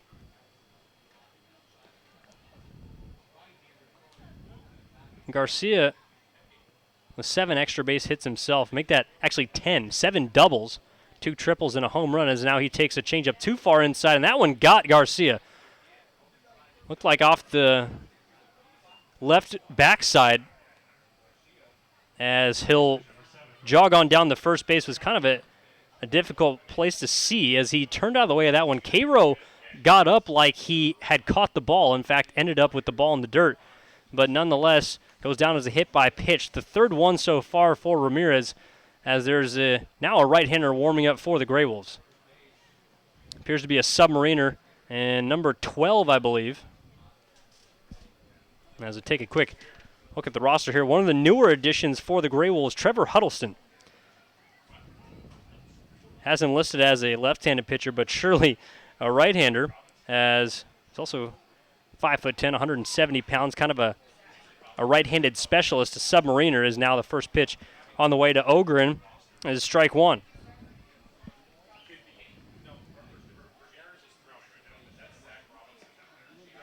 In fact, now getting word that is in fact Zach Robinson, not Trevor Huddleston, although he's wearing Huddleston's jersey, number 12. And now swing and a miss there from Ogren. Chased a fastball upstairs, and it's 0-2. We saw both Huddleston and Robinson on Friday, and those were the two replacements I was alluding to earlier in the game. We saw them on the game on Friday against the Perth Heat in the international competition with the Australian team, as now this one misses too far inside here to Ogren, 1 ball and 2 strikes. Robinson, from what I remember, had a very impressive outing, so in fact it is listed correctly as a right-hander, although we have the numbers mixed up. So number 12 tonight for Robinson is now a fastball just inside. Not called there by Mark Anderegg, and that'll even up the count. 2 balls and 2 strikes. A 3-0 ball game we have here at Austin Field, a tight one that has certainly been a pitcher's duel between Donovan Ramirez and the left-hander for Corvallis, Hazahel Quijada. Now a pickoff attempt over to first base, not in time, no tag from Curtis. As the lights have come on, the sun is almost set, although the clouds making it seem even more so. As the 2-2 on the way, ring him up on the inside corner. Fastball spotted perfectly, and Scott Ogren is down on strikes. That's 1, 2, 3, 4 strikeouts so far for Donovan Ramirez through 5 2/3 innings of work. We'll try and get to the 6th as Matt Kelly will step to the plate. Playing second base for the Knights tonight. 0 for 2 so far with a backwards K himself. Also flew out to right field in his last at-bat, and is he now first pitch swinging and pops this one up. Going to get out beyond our heads here and appearing right over the broadcast booth, or the Wolf Den as some call it, up here in Gresham. Nonetheless, going to go for strike one. So Ramirez trying to leave that runner on first. Has already stranded 5 so far here tonight. 3 in scoring position as he now fires a fastball and catches the inside corner. Kelly not happy with that call as he raised his arms as to say kind of how can I hit that pitch. But nonetheless called for a strike, and I believe that was the same call that got Scott Ogren in the previous at-bat. So obviously the home plate umpire Anderegg favoring the inside part of the plate. Cairo setting up there again. Runner on the move this time. Fastball, and it is not called. Cairo doesn't make the throw. I believe he thought it was strike 3, and so possibly thought that his team would be heading back to the dugout and chose to hold the ball. But Anderegg did not pull the trigger, goes for ball 1, and instead Garcia moves up to second base on the stolen base. That's now 3 swipe bags this evening for Corvallis. Hopefully that won't come back to hurt Cairo and the Grey Wolves, as Ramirez will try and refocus up right here. 1-2 on the way. Fastball tapped back off the screen. Staying alive here is Kelly. And we'll do it again, 1-2. Now Matt Kelly has seen kind of sporadic playing time, has only a total of 34 at-bats as he's been used primarily as a pinch hitter off the bench and more of a defensive replacement, if you will. Only batting 176, just 6 hits through his 34 at-bats. 4 runs scored, 3 RBIs, and struck out 14 times. Is the 1-2 now again on the way. Shallow fly ball coming in is Adams, and he will not be able to make the catch. It drops right in front of him. Throw coming to the plate, 1 hop to the plate, and it jumps out of the way. Cairo can't come up with it. Kelly on his way, rounding second, going to try for third. Throw from Cairo down to third base to Doherty. He's there, and the tag is applied. A hectic play right there, resulting in a run for the Corvallis Knights, as Matt Kelly has himself an RBI single to extend the lead, now 4-0, but also getting himself thrown out at third base on the 2-5 putout. So that will conclude the top of the 6th in an interesting fashion, as we'll head to the bottom of the frame. Jack Johnson, Mark Cardinelli, and Josh Adams coming up when we return on Gresham Grey Wolves. The lead now for Corvallis is extended 4-0. They have it over the Grey Wolves. Bum ba dum dum da dum dum. You are in a quest full of danger and excitement. Your path clouded by deception and dead ends that could cost you dearly. You have to fight off dangerous snakes and vicious jackals, savage headhunters and shark-infested waters. You don't know who to trust, and all you want is to buy a new car.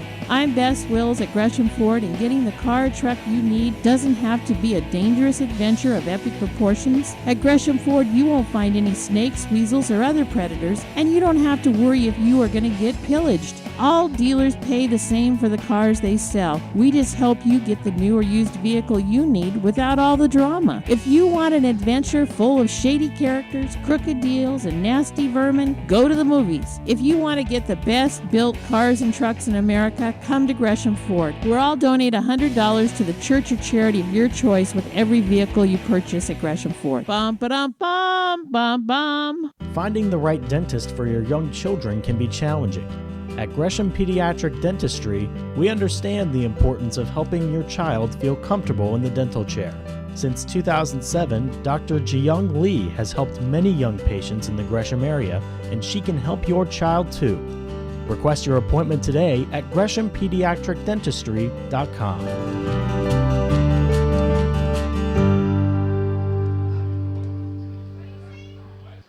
And so after a crazy finish to the top half of the sixth, the Grey Wolves find themselves now down an additional 2 runs. They trail 4-0 to the Corvallis Knights, who have now inserted a new pitcher. Number 26, Lewis Crow, making his Corvallis Knights debut. Kind of interesting as he's coming on a bit late in the season, but nonetheless, the Grey Wolves will get a new look at what appears to be the newest member of the Knights pitching staff. Lewis Crow, born in 1998, just a young buck, got to be a senior in high school at Buena Park High School. 6'3", 180-pound right-hander, fastball, curveball, changeup combination. And right now, you know as much as I do about Lewis Crow, so good luck to Jack Johnson stepping in. He'll come to the plate along with Mark Cardinale and Josh Adams. 2-3-4 here for the Gresham offense. They got to try and get something going here as the first pitch on the way, a fastball. A little bit of cheddar behind that one, but misses outside here 1-0. So Crow obviously with a live arm. Jack Johnson's going to have to shorten up right here as now he swings and chops this one over the left side. Out of play and foul, 1-1. Johnson with one of the 2 hits so far tonight against the Grey Wolves as they were able to not get anything against Hazahel Quijada, the left-hander whose night is done. 6 innings of stellar shutout work as Lewis Crow will replace him, try and act as that bridge to the later part of the bullpen as he now fires a fastball. Broken back ground ball over the left side. Ogren has it on 2 hops. Will pick it up, go to first base across the diamond in time to get Johnson, and there's one away.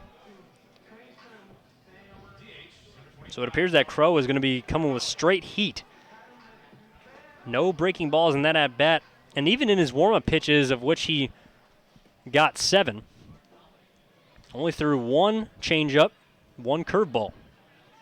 So he's going to be coming right at these Grey Wolf hitters. As the designated hitter, Mark Cardinale will now step in.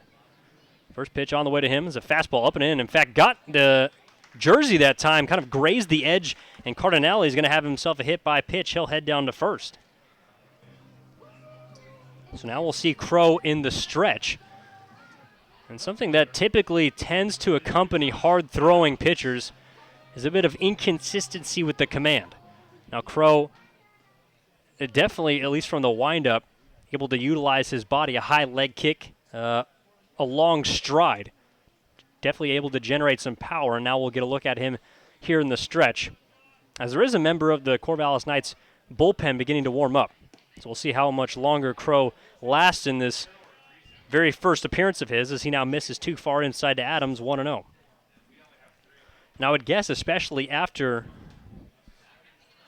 the inconsistency, to put it nicely, last night from the pitching staff of Corvallis, Brooke Knight, the head coach, would probably have a short leash at this point with command issues, as now this one misses too far low here, 2-0.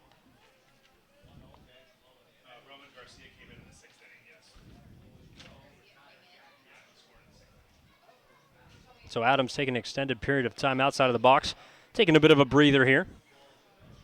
as it looks like a right-hander. Appears to be number 24, Jacob Wong, a freshman to be at Grand Canyon University, beginning to warm up, as now Adams will ground this one through the right side. A chopper into right field. They're going to have to hold Cardinale at second base as a throw from Travis will come into the shortstop, but nonetheless, the Gray Wolves trying to get something going here in the later innings. The bottom of the sixth, now with runners on second and first, and just one out here for Ryan Smith. So Adams, who struggled mightily through the first game of this series, 0 for 4 with 3 Ks, is able to pick it up a little bit here tonight. Lined out in his first at-bat, walked in the second, and now finally able to break through into the hit category, picking up the third one so far for the Gresham offense. A single, and puts himself on first base. So now after a quick chat from the catcher, Taylor, Crow's back out on the mound. Smith will now step in the box as he's 1 for 2. A single and a fly out. Also was caught stealing. That's the third time he's been thrown out trying to steal a base so far this season. As the first pitch on the way, there's the first breaking ball we see from Crow, but way too far outside as Taylor, kudos to him to just keep that one in front. Backhanded it and kind of scooped it as it was all the way in the left-handed batter's box. So nonetheless, Crow going to have to refocus up here. Some accelerated catch now beginning to brew down in the Knights bullpen as this fastball from Crow down around the knees called for strike one. It also appears that the right-hander for Gresham and the Submariner, Zach Robinson, is done throwing, so he possibly could be coming in the next inning. Crow from the stretch, peers in, now comes set, up around the letters. Checks the runner on second. Now another breaking ball. The first one in for a strike and a hard, not exactly a 12-6 breaker like the one we saw from Hazahel Quijada. More of a slider, if you will, breaking more horizontally than vertically. Excuse me. So Smith going to have to adjust to that in a 1-2 count right here. Also going to have to shorten up as a 1-2 on the way. Another breaking ball. Gets away from Taylor into the glove. Cardinale's going to try and take third, and Taylor not a throw as Cardinale will be in with a foot-first slide. Obviously, Adams didn't read the wild pitch, or rather I should say pass ball. And I believe that's going to be the official call, but nonetheless, Adams apparently didn't read it off the glove because he's still at first base. So the double play still intact, although it's certainly going to be a difficult task to double up the very speedy Ryan Smith. The middle infield pinching.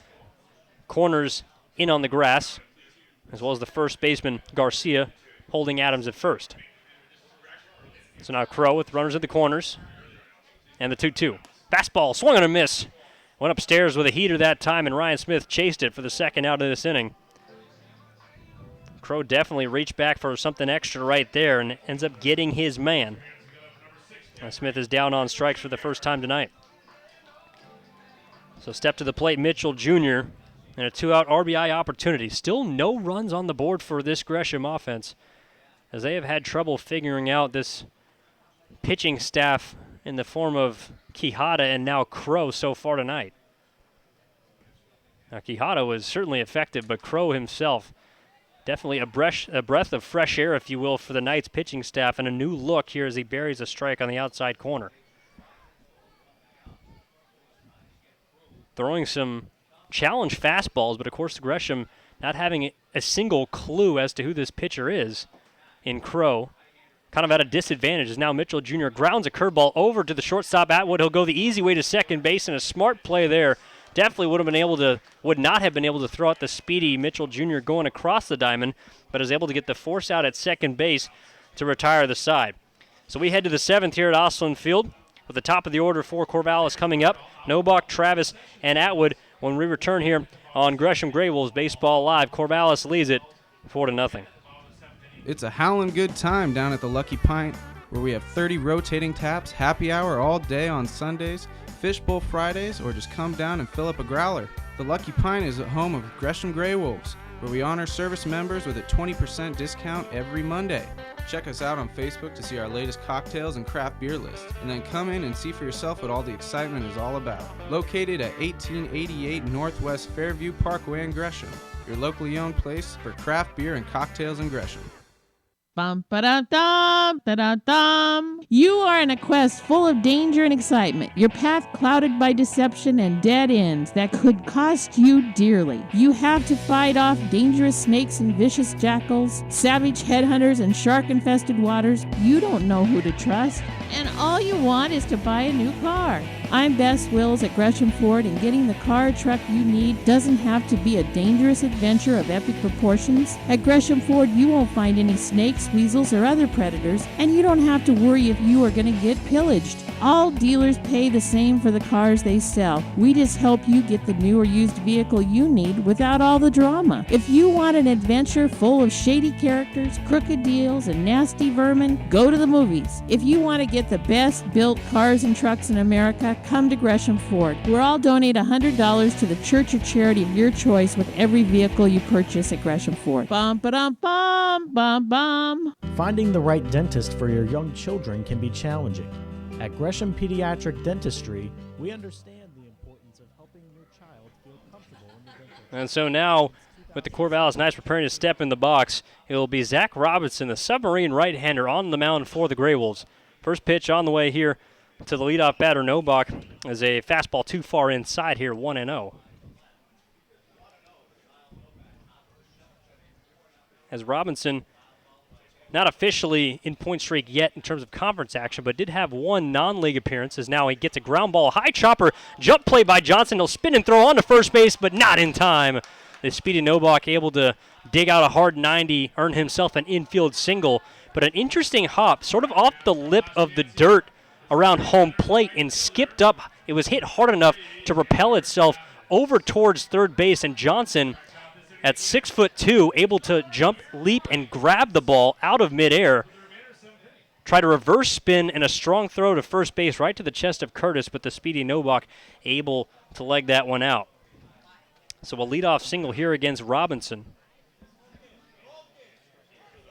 From Puyallup, Washington, attending Clark College. Going to be a freshman there, originally from Vancouver, Washington, as he now misses low in the dirt there, blocked by Cairo with an off-speed pitch, 1-0. Now, obviously, the lure of Robinson and what he's going to have to play towards is that deceptiveness. As now he'll work in the stretch. Too far inside. I thought that one might have got a piece of the batter, Travis, but nonetheless, apparently missed by just a couple inches, 2-0. As Cason Cunningham, the left-hander from Linfield College, now beginning to throw in the bullpen for the Grey Wolves. And Robinson is going to have to keep that ball down, and especially in a situation like this, this would be your type of pitcher that you'd want in the game, a ground ball type guy to induce a possible ground ball double play, as now Travis will take a pitch too far outside, 3-0. Travis has already earned himself 2 walks so far tonight, one of which the RBI fashion, as Ramirez walked in a run back in the second. And, of course, with Robinson in the game, that does mark the end of the night for Ramirez. Able to go a total of 6 innings, allows 4 runs, all of them earned. Also 3 walks is now the pitch. Runner goes, throw down to second base by Caro, and airmailed, but caught by Doherty on a leap. I don't believe the throw was going to be in time as Nobach swipes his second base of the night, a total of 4 now for Corvallis. But nonetheless, Caro, those throws just a tad high here, as now it'll be 3-1. And Caro will go talk to Robinson now with the runner in scoring position. Is going to have to work himself out a bit of a jam here. And any run at this point, especially key in this type of ball game, the Grey Wolves certainly familiar to late inning rallies and have been known to put up, in fact, I witnessed it myself, a 6-run ninth inning rally back against the Walla Walla Sweets as Robinson buries a strike on the outside part of the plate to run the count full. A 6-run rally in the ninth coming back, actually, in fact, against Kelowna back on June 18th in a game where they were down and out. One looking like this as Travis now swings and misses. And the beer batter is down again, as apparently now $2 more off beer and wine here at concession sales. So essentially double dipping here are the Gresham Grey Wolves fans, or at least providing an opportunity to. But more importantly, one out here in the top of the 7th. So the first strikeout for Robinson, first out recorded in official play for the newest member of the Gresham Gray Wolves, as he now misses with a slider. Gets away from Cairo, is going to get back, and no throw on to third base as Nobach will move up on what surely should be a pass ball off the glove of Cairo. And at least looking through Cairo's season so far, a total of 3 errors, so now 4, I believe, the pass ball. So 4 pass balls so far this season for Cairo, some of which coming in the last couple of weeks, is now this one sprayed into right field, going to get down for a base hit, and that will plate the run. So after Nobach, 1 pitch before, moves up to third base after stealing second, now is brought in, and very good execution there from the Knights in the form of Andy Atwood. First pitch swinging, getting an RBI single, his second RBI on the evening. So he's knocked in 2 runs, and that'll bring Zach Taylor to the plate, the cleanup batter, as he's 0 for 2. Now first pitch swinging as well. Ground ball to the second baseman, Barkis, over to the shortstop, back to first in time. A 4-6-3 double play to end the inning as Robinson finds a way to get out of it, but not before the Knights strike for 1. Nobach singles, steals second, advances to third on a pass ball, and is singled in by Atwood as they extend their lead now to 5 as we go to the bottom of the 7th. Here on Gresham Gray Wolves Live, I'm Evan Giddings. Corvallis 5, Gresham 0. Rotating taps, happy hour all day on Sundays, fishbowl Fridays, or just come down and fill up a growler. The Lucky Pine is the home of Gresham Gray Wolves, where we honor service members with a 20% discount every Monday. Check us out on Facebook to see our latest cocktails and craft beer list, and then come in and see for yourself what all the excitement is all about. Located at 1888 Northwest Fairview Parkway in Gresham, your locally owned place for craft beer and cocktails in Gresham. If you are looking for an award-winning institution of higher education that is touching lives in many ways, look no further than Mount Hood Community College. For 50 years, MHCC has been an economic engine that brings hundreds of millions of dollars into our community, while also providing great educational services to area residents. No matter what you're interested in, MHCC has a place for you. To learn more, visit our website at mhcc.edu. Mount Hood Community College, transforming lives, building communities. Finding the right dentist for your young children can be challenging. At Gresham Pediatric Dentistry, we understand the importance of helping your child feel comfortable in the dental chair. Since 2007, Dr. Jiyoung Lee has helped many young patients in the Gresham area, and she can help your child too. Request your appointment today at GreshamPediatricDentistry.com.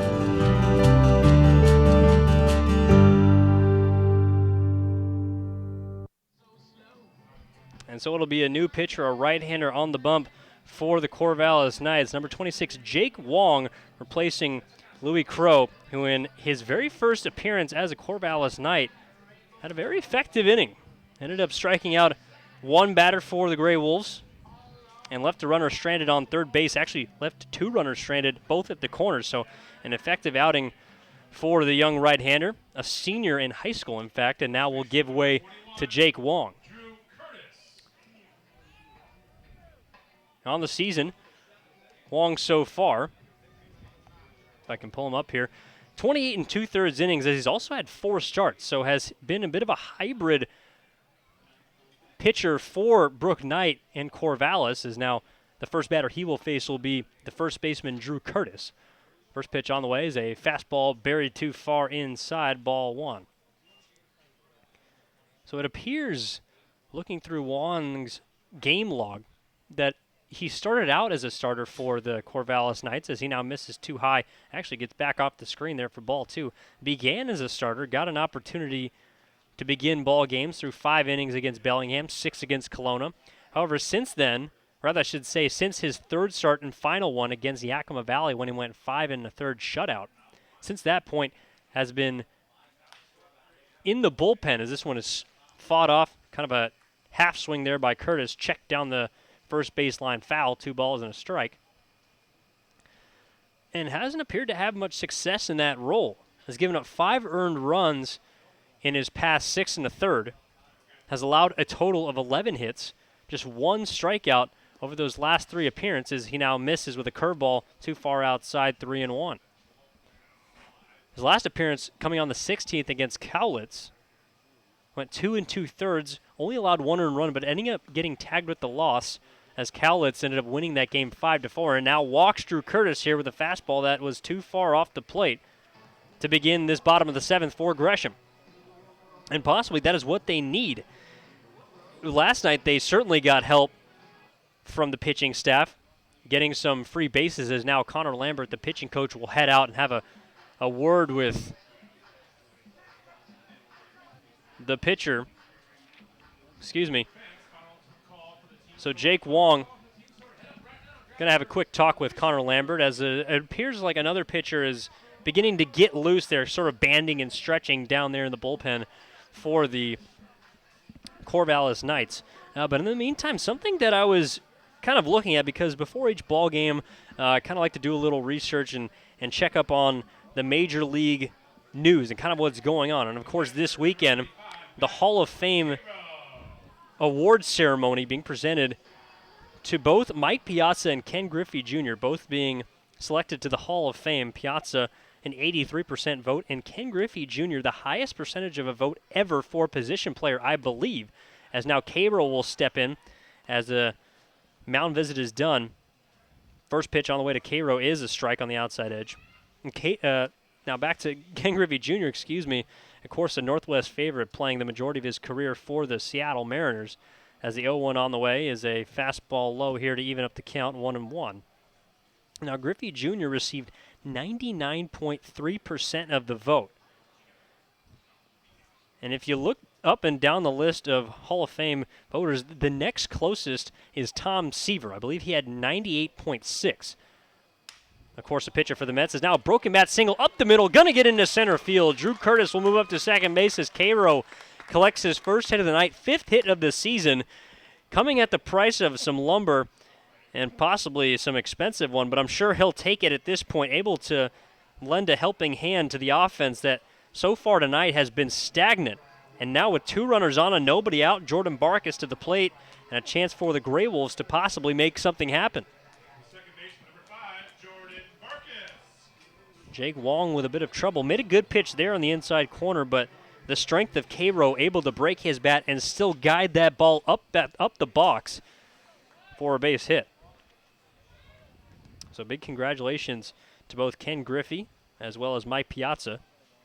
Mike Piazza, it was his 4th time on the ballot. Griffey Jr. just his 1st time, and that does not happen very often.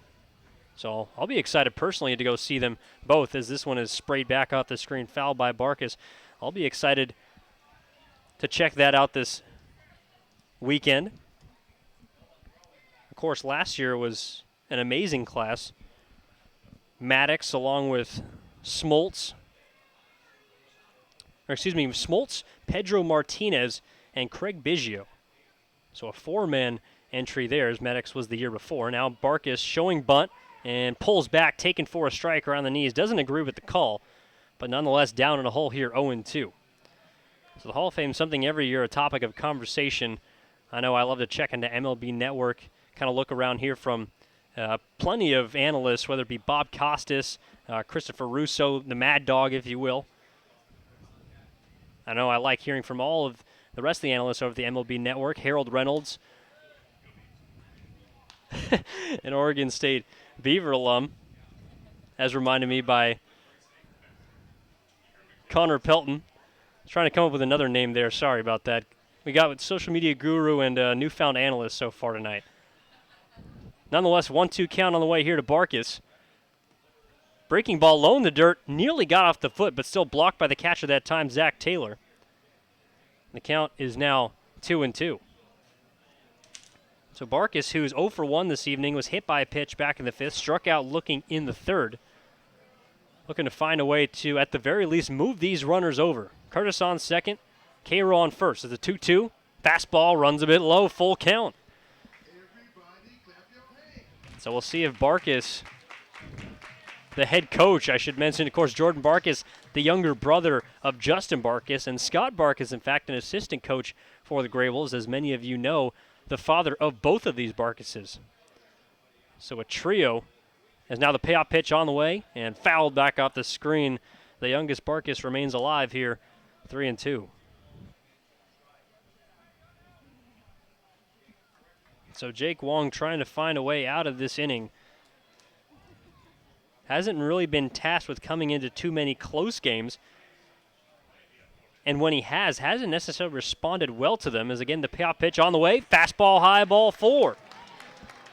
So Jordan Barkus works a full count walk, a total of 7 pitches in that at-bat as Cairo will head up 90 feet to second. Curtis will do the same over to third, and the bases are loaded now for the top of the lineup. Now the Gray Wolves are down 5-0, and have so far in this ball game have only achieved 4 hits.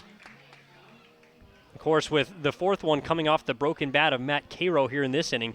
However, they never are out of a ball game, especially with Doherty, who had a 2-out RBI in last night's ball game. Certainly familiar to situations that include coming up with a clutch hit. So we'll see what he does here in this situation. The first time he gets a look at Jake Wong. And the first pitch on the way, fastball right through the heart of the plate, taken for a strike, 0-1. Doherty trying to break out here. A little bit of a slump so far tonight, 0 for 3. The backward strikeout. Went down looking in the first, as well as a couple of groundouts. It's now on long staring by Wong, and Doherty asks for time, doesn't get it. Now it's a step back in the box, and instead swings, lifts one, a shallow fly ball coming in is the right fielder, and it's going to drop right in between the second baseman Kelly and the right fielder Travis. Throw comes in over the head of the second baseman, cut off there by Ogren, but nonetheless a run scores for the Gray Wolves. They're on the board as Drew Curtis crosses home plate off the bat of an RBI single there from Dylan Doherty. So a couple of guided base hits for Gresham. And in baseball, you don't want to necessarily say that you saw this one coming, or in a sense, what goes around comes around. But so far tonight, the Gray Wolves have had 5 lineouts that have been hit right on the button. And you could argue that the baseball karma now is beginning to work its way here for the Gresham Gray Wolves. A broken bat single by Matt Carroll, and now kind of a fist job by Dylan Doherty over into right field that landed right in between the second baseman Kelly and the right fielder Travis. As now Jack Johnson will step to the plate. Still nobody out and the bases loaded as he takes a first pitch breaking ball too high and inside here from Wong, 1-0. Johnson 1 for 3, singled back in the 4th. Unfortunately was stranded on second after advancing on a wild pitch. Also a ground out and a fly out for the Husky. Second pitch of the at-bat on the way now, and this one a fastball right up the chest that time of Taylor. Someone got crossed up as there was definitely miscommunication between battery mates. Nearly squirted far enough away for the runner on third base, Cairo, to come in, but nonetheless had to hold up as Taylor was able to still recover in time to keep that ball in front. And so we'll have a quick chat there with his pitcher, Wong, as that one certainly had to hurt. Right off the chest protector of the catcher, Zach Taylor. Going to go for the second ball of the at-bat as Jack Johnson now in the driver's seat. So hopefully he can make him pay in this situation. 1 run already aboard. Or coming across, I should say, in the form of Drew Curtis. Now Wong certainly rattled by crossing up his catcher. This might be the time to pounce here for Johnson. 2-0 on the way. Fastball roped through the left side. Going to get in for a base hit into left field. They're going to send the runner from second. Throw coming in, and it is going to be not cut off. And throw to the plate, and it is not in time. Jordan Barkus scores from second base, and a 2 RBI single there from Jack Johnson. And the Gray Wolves now trail 2. They plated 3 in this inning already, and still nobody out with runners on second and first. So Jack Johnson taking advantage of Jake Wong's mind possibly being elsewhere besides at home plate, gifted him a fastball right down the middle, and Johnson jumped all over it. An RBI single from Doherty, and now 2 RBIs from the bat of Johnson as Mark Cardinale will come to the plate looking for more.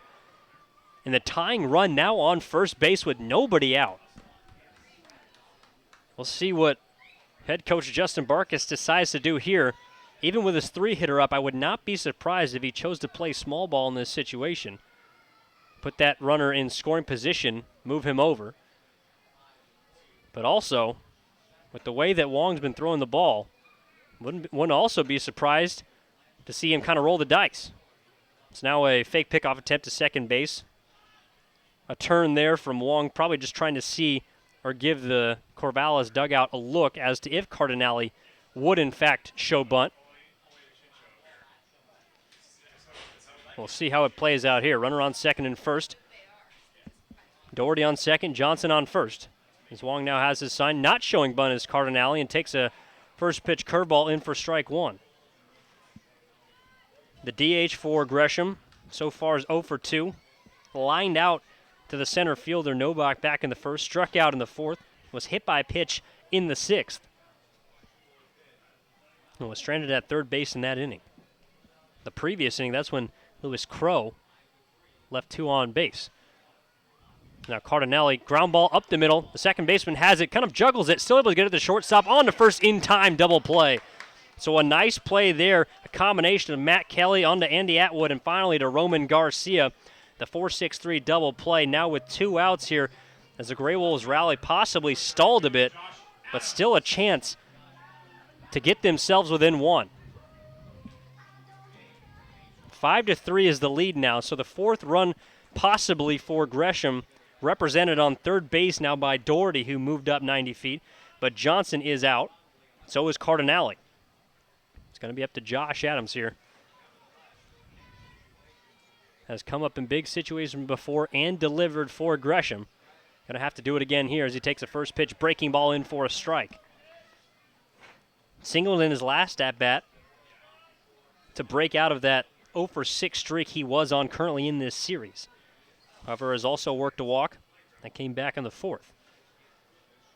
So now the University of Santa Barbara product will take the 0-1. Fastball low and inside here, 1-1. So the count all evened up here to Josh Adams. So far this season with 8 RBIs. Check that 7. Also with 2 home runs, a double, 9 runs scored. And Josh Adams, in fact, earlier in the ballgame, I believe it was in that 4th inning when he ended up walking a 3-1 count, as he now takes another big breaker, again in for a strike. So maybe pitching a bit backwards here is Jake Wong, using it to his advantage, now ahead in the count. Nonetheless, Adams back in the 4th, got in a bit of a verbal argument with the catcher, Zach Taylor. And so I'm sure that's also feeding him a bit right here. Going to have to shorten up with 2 strikes. Now the 1-2 on the way. Fastball swung on a miss. Chased to pitch up and outside as Adams is down on strikes and the Gray Wolves are retired. And so despite a double play and a strikeout to end that frame, the Gray Wolves do strike for 3. Drew Curtis, Matt Cairo, and Jordan Barkas, the bottom of the order, all come around to score off of RBI singles from Dylan Doherty and then Jack Johnson. So 5-3 now as we head to the 8th inning here at Osland Field on Gresham Gray Wolves Live. I'm Evan Giddings. Don't go anywhere. Bum, ba-da-dum, da-da-dum. You are in a quest full of danger and excitement. Your path clouded by deception and dead ends that could cost you dearly. You have to fight off dangerous snakes and vicious jackals, savage headhunters and shark-infested waters. You don't know who to trust, and all you want is to buy a new car.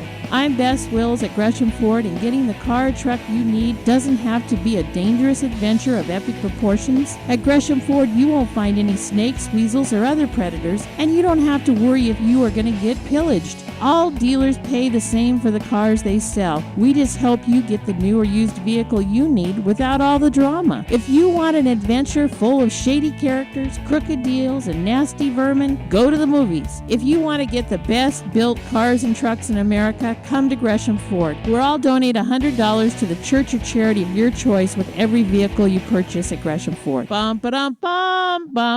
If you are looking for an award-winning institution of higher education that is touching lives in many ways, look no further than Mount Hood Community College. For 50 years, MHCC has been an economic engine that brings hundreds of millions of dollars into our community, while also providing great educational services to area residents. No matter what you're interested in, MHCC has a place for you. To learn more, visit our website at mhcc.edu. Mount Hood Community College, transforming lives, building communities.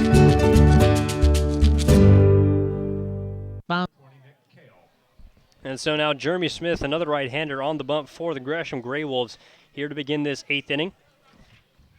As Smith kind of thrust into this role by essentially addition by subtraction, as the Gray Wolves have lost a couple of pitchers, some starting pitchers in David Wallum, Rylan Luchuk, as well as now Aaron Schaup, the left-hander. So 3 of their top starters they will be without for the remainder of the season, forcing some arms to step up from the bullpen as now Smith gets a swing and a miss here. First pitch on the way to Nick Kale for strike 1. And so at least from talking to Barkis last week, it sounded as if Book, a left-hander, along with possibly Kason Cunningham, both from Linfield College, might be stepping into those starting positions, forcing guys like Jeremy Smith to have to come out of the bullpen later in games in situations where they may not be as familiar with. As this curveball misses too low here to even the count at a ball and a strike. Smith has only had 4 appearances so far, marking this one as his 5th, although has only got through 3 1/3 innings so far. Ended up getting the win in the international exhibition game last Friday against the Perth Heat, as he misses too far outside here, 2-1, although gave up 2 earned runs in that ball game, but pitched through the 5th and the 6th innings, which was the reason why he was credited with the W. Also did get 3 strikeouts, however, as the 2-1 on the way. Fastball graces the outside corner, says Mark Anderegg, and that'll even it up at 2 balls and 2 strikes. So a 5-3 ball game here at Osland Field as we approach 9:15. Has been kind of a shorter game, and a nice look here for the Grey Wolves, a very competitive matchup, as now the 2-2, and reaching and lunging for that one, tapping it out of play. Foul here is Kale to stay alive. That went all the way through. Just want to make sure it didn't bounce off. And the first game of this series last night was not necessarily the case. A 3-hour and 15-minute ball game wears about, I believe, 3:13. In fact, this one is swung on and missed. Chased the fastball high up around the letters, and Jeremy Smith gets his 6th strikeout of the season. First of the night, and Nick Kale is down for the first out here in the 8th, now bringing Andrew Reichenbach to the plate. The DH so far is 0 for 3, has a strikeout himself, along with a flyout and a ground out, as Smith, exclusively working from the stretch, will now kick and fire. Fastball, swing and a miss there, as Jeremy Smith, not necessarily a huge frame, just 5'11" and 165 pounds, going to be an incoming junior at Grand Canyon University. However, definitely able to kind of reach back and get a little more out of his body as he now gets another strike. This one tapped off the screen as Andrew Reichenbach appears to have the timing a little bit down now. And so maybe Smith will go to the off-speed stuff here ahead in the count 0-2. However, Smith's problem so far this season has been the inconsistency around the strike zone. A total of 5 walks through just 3 1/3 as he now buries a changeup low. Reichenbach doesn't chase for the first ball of the at-bat. Has walked a batter in every single one of his outings, or appearances, I should say. Walked 1 in his first, 2 in his second, 1 apiece in the next 2, and then walked 2 against the Perth back on Friday as Smith now rubbing up a new baseball. Took a quick breather and now back on the bump. Toes it from the third base side as he now has his sign, comes set at the belt. Deep breath at the bottom, now kicks and fires. Fastball laced into center field, incoming Smith, and he will have to let that one drop. Going to bounce right in front of the center fielder for Gresham, as that'll be a single right off the end of the bat there for Reichenbach. His first base knock of the night, and a 1-out base hit here, now bringing Roman Garcia to the plate. Garcia has scored 2 runs tonight, has been the only member of either team to do so. Had a single back in the second, came around to score. Also was hit by pitch in the 6th, stole second base, and then came around to score on the RBI single from Matt Kelly.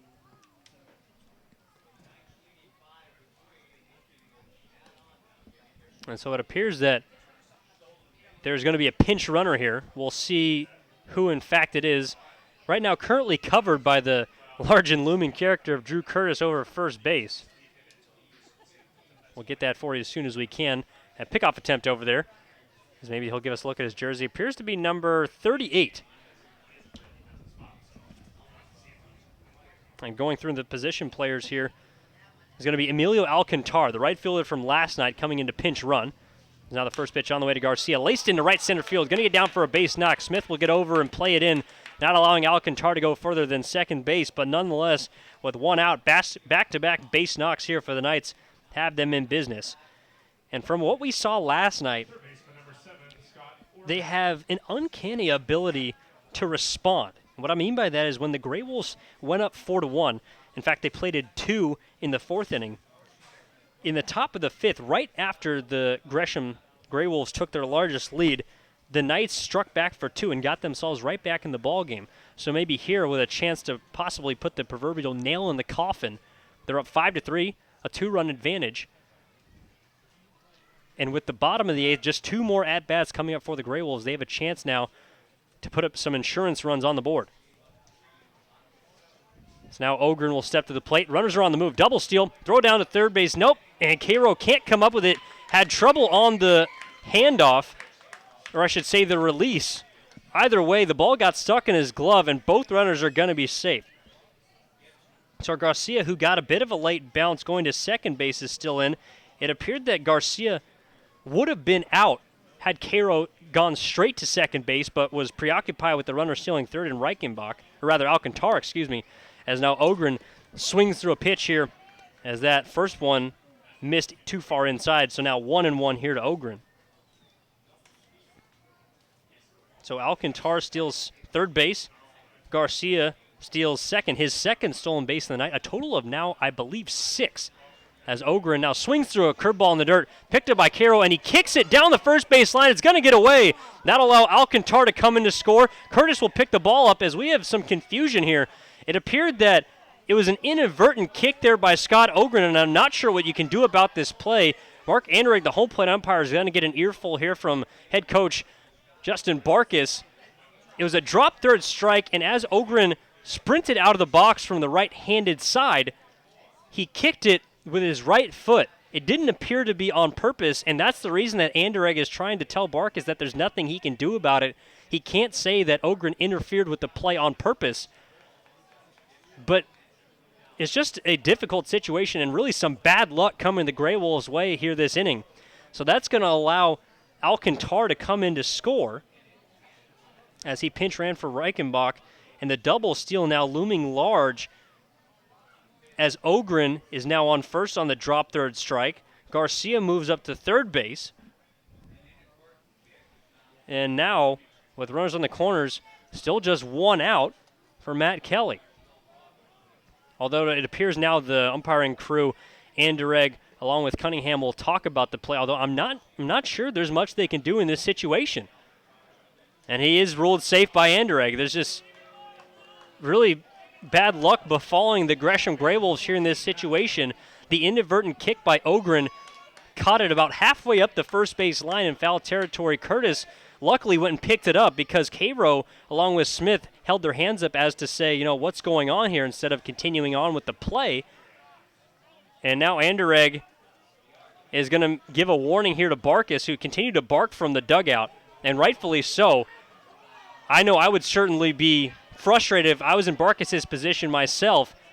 However, looking from up here in the broadcast booth, the perch, it's going to be a little difficult for Barkas to see that angle from that point. However, from up here, it just appeared that Ogren inadvertently kicked the ball, so you can't do anything about it. Just an unfortunate turn of events here for Gresham.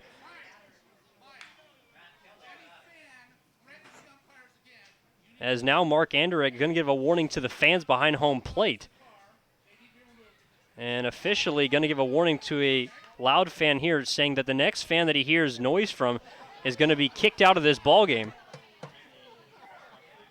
And kind of getting a jeer here from the crowd. So Mark Anderegg trying to defend himself in this situation. Not sure he went about in the right situation in that one, calling out the fans. But I am supporting his decision to rule this an inadvertent kick. So nonetheless, we'll resume play here as the first swing on the way from the 9-hitter Matt Kelly tapped off and back, strike 1. So up until that point where Anderegg kind of overstepped his bounds, in my opinion, going after the fans here, who were simply just voicing their opinion for what was an unfortunate turn of events for the Grey Wolves. And now a squeeze play. Bunt dropped down the third base line. Johnson tried to barehand it, can't come up with it. Run's going to score. Every runner is going to be safe there as Johnson will fall and is going to be ruled an infield hit on the bunt from Matt Kelly. Well executed right down the third base line. Johnson only play was to home plate. Tried to make a barehand flip but could not come up with it. And that's going to bring in another run. Now 2 have come across here in the top of the 8th. 1, not exactly the Grey Wolves' fault. This one the Corvallis Knights able to take advantage as Ogren will move up to second base and Kelly will go to first. As that'll bring the pitching coach Ian Sanderson out to the mound. He'll draw in his entire infield and try and get everyone mentally back in this ball game as things have crumbled a bit here in the top of the 8th for the Gresham Grey Wolves. They trail now 7-3. So that bunt single marks the 11th base hit for the Corvallis Knights as they have a 4-run advantage.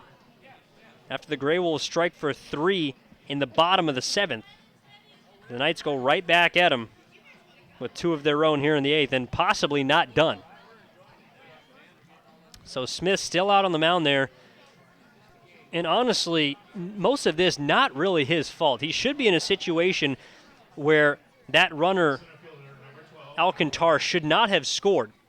So essentially, he should have effectively runners on the corners with 2 outs, and Matt Kelly at the plate surely would not have laid down the squeeze attempt in that situation with 2 outs.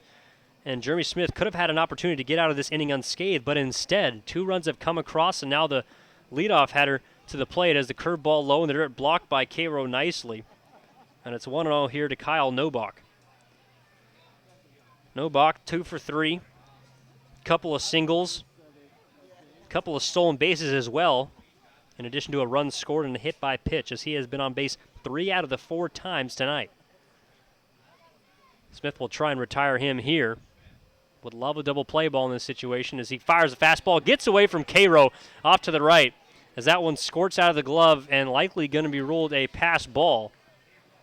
And officially is ruled a pass ball. That will allow Ogren to move up to third base. The second pass ball this evening off the glove of Cairo, and Kelly will head up to second.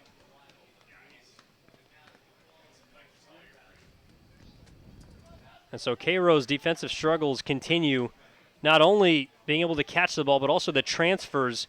Has had 2 botched transfers tonight, possibly resulting in stolen bases that may not have been, as this one fired low. Now 2-0 here to Nobach. Now to make that 3-0 as the last pitch was a ball outside. So Nobach 1 pitch away as now Doherty will come in, step on the mound, and Doherty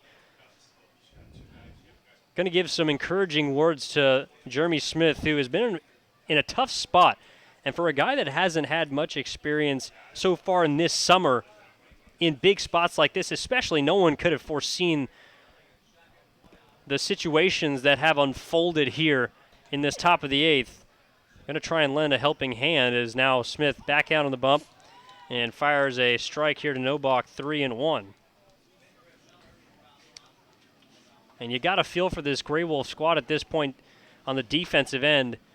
It seems like they've played pretty well the entirety of the night, but just some plays not going their way here in this inning. And even at the plate, you could make an argument that the Grey Wolves at the plate, at least early on in this ball game, had some hits that should have fallen that ended up not. And so Nobach pops this one up on the infield. Curtis over now in foul territory, and he'll record the out. 2 away here as Jeremy Smith made a nice 3-1 pitch. Nobach frustrated himself visibly. In fact, I believe threw his helmet into the dugout. Nonetheless, 2 outs as Curtis records the putout. So now a chance to leave runners on second and third with Taylor Travis stepping in.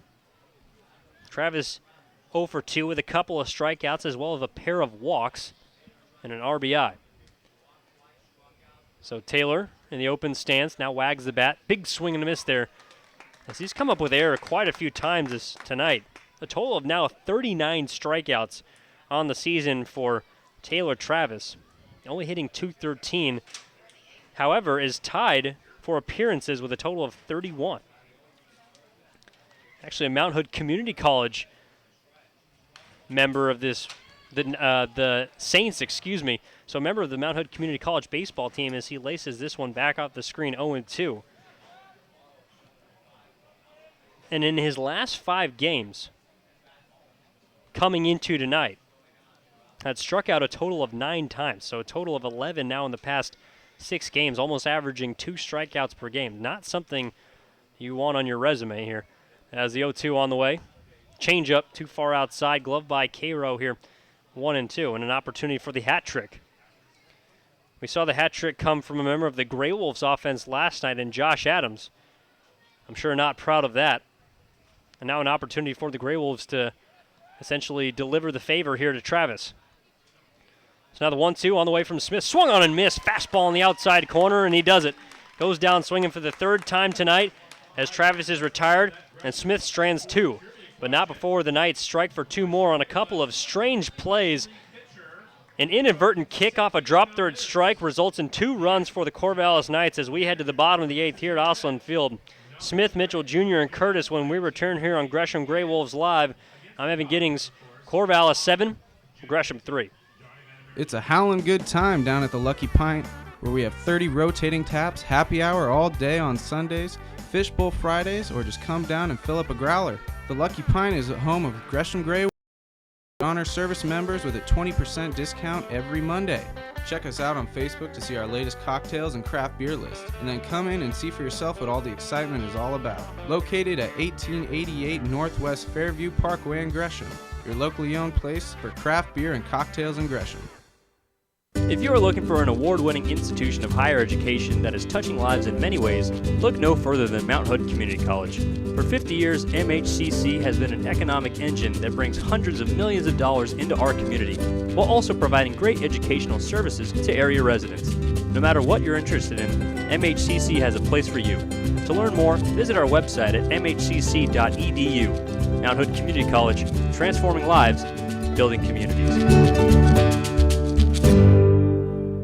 Bum ba da dum da da dum. You are in a quest full of danger and excitement. Your path clouded by deception and dead ends that could cost you dearly. You have to fight off dangerous snakes and vicious jackals, savage headhunters and shark-infested waters. You don't know who to trust, and all you want is to buy a new car. I'm Bess Wills at Gresham Ford, and getting the car or truck you need doesn't have to be a dangerous adventure of epic proportions. At Gresham Ford, you won't find any snakes, weasels, or other predators, and you don't have to worry if you are going to get pillaged. All dealers pay the same for the cars they sell. We just help you get the new or used vehicle you need without all the drama. If you want an adventure full of shady characters, crooked deals, and nasty vermin, go to the movies. If you want to get the best built cars and trucks in America, come to Gresham Ford. We'll all donate $100 to the church or charity of your choice with every vehicle you purchase at Gresham Ford. Bum ba dum bum bum bum. And so now it'll be the left-hander Trenton Dupre on the mound for the Corvallis Knights, serving as the setup man this evening in the bottom of the 8th. He'll get Ryan Smith to begin it, along with Jeff Mitchell Jr. and Drew Curtis. Now Dupre, a 5'9", 180-pound left-hander, going to be a senior at Washington State University. He transferred there to become a Cougar. As a junior is now Ryan Smith will spray this one into right field, going to drop for a base knock. Travis has to pick it up, was going to try and actually throw Ryan Smith out at first, but wisely chose not to make the throw as Smith flying down the first base line, easily having himself a base knock. His second on the evening, a multiple base hit night for Ryan Smith, and just the second Grey Wolf, in addition to Jack Johnson, to achieve the feat. So the Grey Wolves, who were able to tack on 3 runs in the 7th, find themselves in a 4-run deficit, down 7-3 with Mitchell Jr. stepping to the plate. He'll fist this one back off the screen here, foul and out of play, 0-1. Now, as a junior last season for the Cougars, Dupre pitched 39 1/3 innings, posted a 6.64 earned run average with 21 strikeouts, and an unfortunate 0-4 record is now the second pitch, a curveball buried low in the dirt, blocked that time by Taylor. Able to keep it in front. A nice play there by the backstop for the Corvallis Knights to prevent Ryan Smith from moving up to second base. So far this season has been extremely effective out of the bullpen. In fact, has only allowed 1 earned run, and that came in one of his 3 starts. Out of the bullpen, has not allowed a single run as he now misses too far outside here to Mitchell Jr., 2 balls and 1 strike. In both of his starts, however, or rather all 3, he got 2 wins out of those 3 starts. Went 6 innings in each of them, at least, as now Mitchell Jr. spins out of the way of this pitch. And that'll go for ball 3 here, 3-1. began as a starter, so similar to Jake Wong, the right-hander who we saw in the previous inning, has been kind of moved to the bullpen.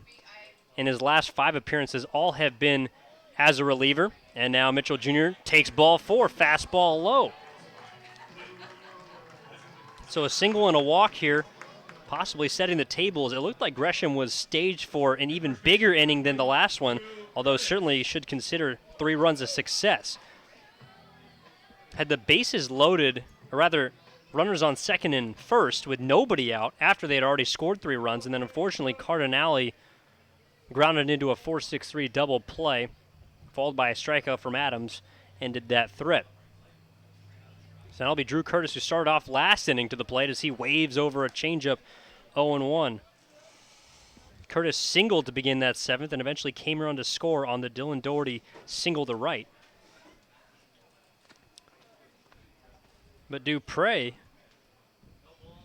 in 23 2/3 innings this season, also with 2 saves, as he's kind of been somewhat of a closer for the Knights, as this one is fouled off to the left, now 0-2 to Curtis. Dupre has a 0.38 earned run average. Like I mentioned, just 1 earned run through 23 2/3 innings, 18 strikeouts, and just 4 walks. He's got some filthy stuff, going to be in and around the strike zone. As now Curtis will have to shorten up right here in an 0-2 count. So Dupre now checks the runner at second as he comes set and fires. Fastball. That one looked to be over the middle of the plate, but Curtis just got a piece of it. Tipped it back off the screen, and it's still 0-2. Apparently also Dupre has gotten a couple of at-bats so far for the Corvallis Knights. In non-league competition, 3 at-bats, has himself a base hit. Also has 2 appearances as a hitter. So pinch hitting late in games, proving he is somewhat of a two-way player.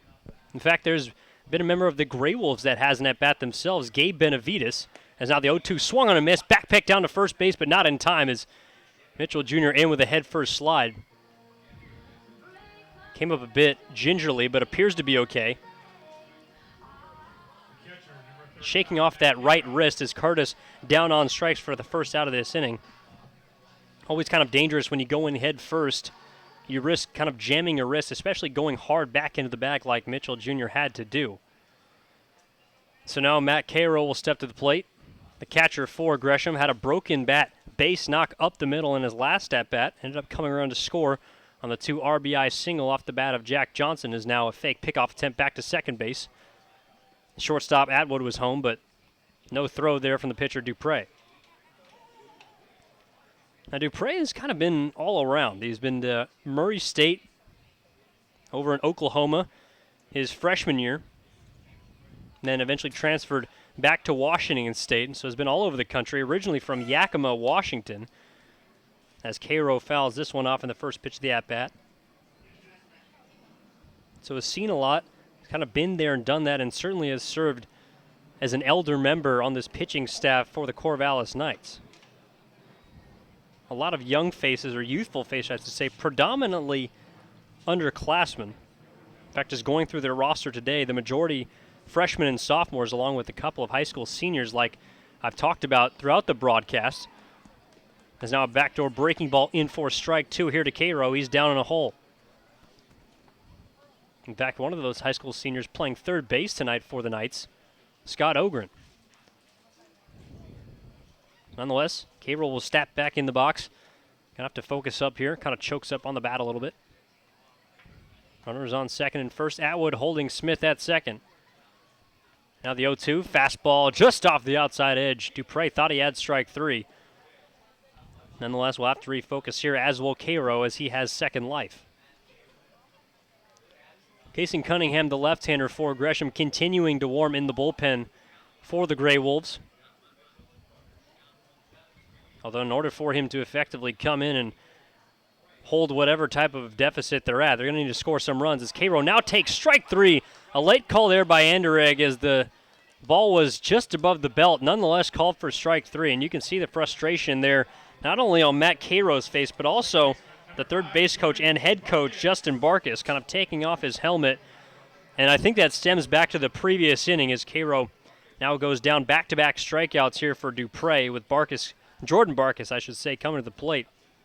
In the previous inning, Scott Ogren struck out in a 1-2 count. The ball was bounced in the dirt, and as he stepped out of the box to run towards first base, kicked it inadvertently with his right foot, allowing a run to come across and giving the opportunity for Corvallis to get another. As now a balk is called on Dupre by the field umpire Brent Cunningham, and both runners are allowed to move up to second and third base. So Mitchell Jr. up to second, Smith Don down to third, both taking their 90-foot light jogs. And now it'll be up to Barkis, 2 runners in scoring position with 2 outs, a chance to bring Gresham within 2. And both arguably the 2 fastest members of the Gray Wolves on the base paths. Mitchell Jr. could easily score from second base as Barkis now fights this one off the screen. Back and foul, 0-1. The Gresham second baseman so far is 0 for 1. A couple of free bases given to him, 1 base on balls, 1 hit by pitch.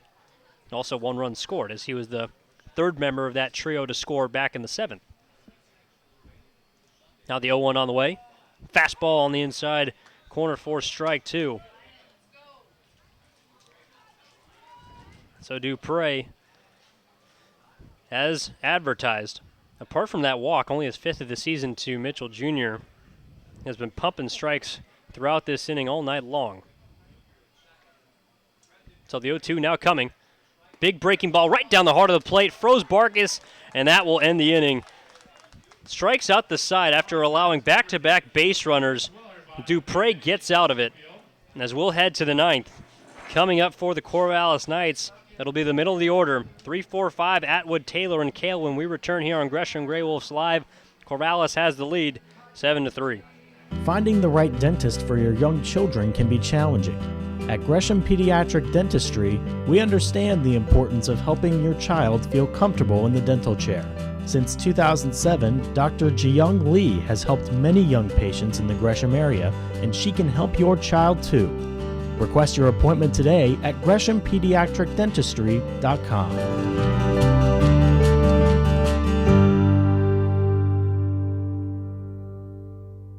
It's a howlin' good time down at the Lucky Pint, where we have 30 rotating taps, happy hour all day on Sundays, fishbowl Fridays, or just come down and fill up a growler. The Lucky Pint is the home of Gresham Gray Wolves, where we honor service members with a 20% discount every Monday. Check us out on Facebook to see our latest cocktails and craft beer list, and then come in and see for yourself what all the excitement is all about. Located at 1888 Northwest Fairview Parkway in Gresham, your locally owned place for craft beer and cocktails in Gresham. If you are looking for an award-winning institution of higher education that is touching lives in many ways, look no further than Mount Hood Community College. For 50 years, MHCC has been an economic engine that brings hundreds of millions of dollars into our community, while also providing great educational services to area residents. No matter what you're interested in, MHCC has a place for you. To learn more, visit our website at mhcc.edu. Mount Hood Community College, transforming lives, building communities. And so now Cason Cunningham, the left-hander from Linfield College, out on the mound for the Gresham Gray Wolves, trying to shut things down here in the 9th. A 6-foot, 195-pound left-hander going into his sophomore season at Linfield College, originally from Eugene, Oregon. So a bit of a local boy here on the bump for Gresham. First batter he will get will be Andy Atwood, and the first pitch on the way is a fastball too far inside as Atwood jumps out of the way of that one, 1-0. So a 7-3 ball game here as we begin the 9th. The Corvallis Knights have struck for 3 in the past 2 innings, or actually check that, 5 in the last 3 innings. Has scored 2 in the 6th, 1 in the 7th, and 2 in the 8th. As this pitch misses again too far inside here to Atwood. Cunningham, as he delivered a strike right through the heart of the plate, 2-1, has so far this season tossed a total of 9 1/3 innings. Although just 6 1/3 through conference play here in the West Coast League. A 5.63 earned run average through 2 appearances. He's now gets strike 2 here, an off-speed pitch to even up the count. He's also started 1 game. His only start came back on June 10th against the Yakima Valley Pippins, Went 5 innings, and now gets a strike on the outside corner. Andy Atwood goes down looking. A beautiful pitch here from Cunningham. After going down 2-0, delivers 3 straight strikes, and Atwood is down looking here to start this 9th inning. So now that'll bring Zach Taylor to the plate, who is 0 for 2. A hit by pitch and a stolen base back in the 3rd. Got into a double play to end the 7th. Also flew out back in the 1st as he takes ball 1 high. So against the Pippins, he allowed 2 earned runs through those 5 innings of work, scattered 7 hits, had 5 strikeouts as well, as the left-hander now delivers a fastball over the inside corner. 1-1. Cunningham, not necessarily an unconventional windup, but somewhat deceptive as he hides that ball real well, kind of sticks it straight down, then delivers it right over the top as he now fires a fastball that's tapped over the left, out of play, foul. And nearly every time he throws, in the way that his fellow teammate and also at Linfield College teammate Carter Boo likes to joke about, his hat falls off every single time he throws. At the very least, tilts to the side, as now we'll try and use that to his advantage here. Pulled the string on a changeup, swing and a miss there through Zach Taylor. Back-to-back strikeouts here to begin the inning for Kasem Cunningham. That's number 6 and 7 for the Southpaw. So making quick work of the middle of the order so far, as Nick Kale will now step to the plate, who's 1 for 4. His only hit, the longest one of the night, a home run out to left. As now Cunningham fires a fastball, and Kale will step out of the way of that one, takes it too far inside, and it's 1-0. However, Kasem Cunningham hasn't seen that much time on the mound. Got an appearance on July 15th. That was last Friday against the Perth Heat as he misses outside here, 2-0. However, before that, it was 1 month to that day on June 15th, his last appearance when he pitched against Victoria at Victoria. He now gets a swing and a miss here. Fastball tied him up on the inside part of the plate. 2 balls and a strike. Against Victoria, he pitched an inning and a third, allowed 3 runs, 2 of them earned. 3 hits, 2 walks. Is now the 2-1. Swing and a miss again. Fastball upstairs, getting him to chase. And Cunningham really bringing the gas there out of the bullpen. Certainly has been warm as he's been warming up down there in the Grey Wolves bullpen for the last 3 innings. And now an opportunity here to strike out the side. We'll see what he goes to here. 2-2 on the way. Fastball too high that time, and not going to draw a swing there from Kale as the count runs full. Struck out now 7 batters. Walked a total of 4, has surrendered 10 hits throughout what has been a bit of a short summer season. So hopefully going to see a little more of Cunningham, because he's definitely got some put-away stuff. And we'll try to put away the batter here in the payoff pitch. Fouled back off the screen. Staying alive is Kale, and we'll do it again. So it'll be Emilio Alcantar who pinch ran for the DH Andrew Reichenbach in the previous inning in the 8th. Alcantar would be on deck. Looking for his first at-bat. Cunningham not trying to let it get there. There's another payoff pitch on the way. Too far inside and low. Ball 4. So Cunningham loses the battle there. Still 2 for 3, though, as he's got a couple of strikeouts. And now we'll try and finish off this 9th inning with Alcantar coming to the plate.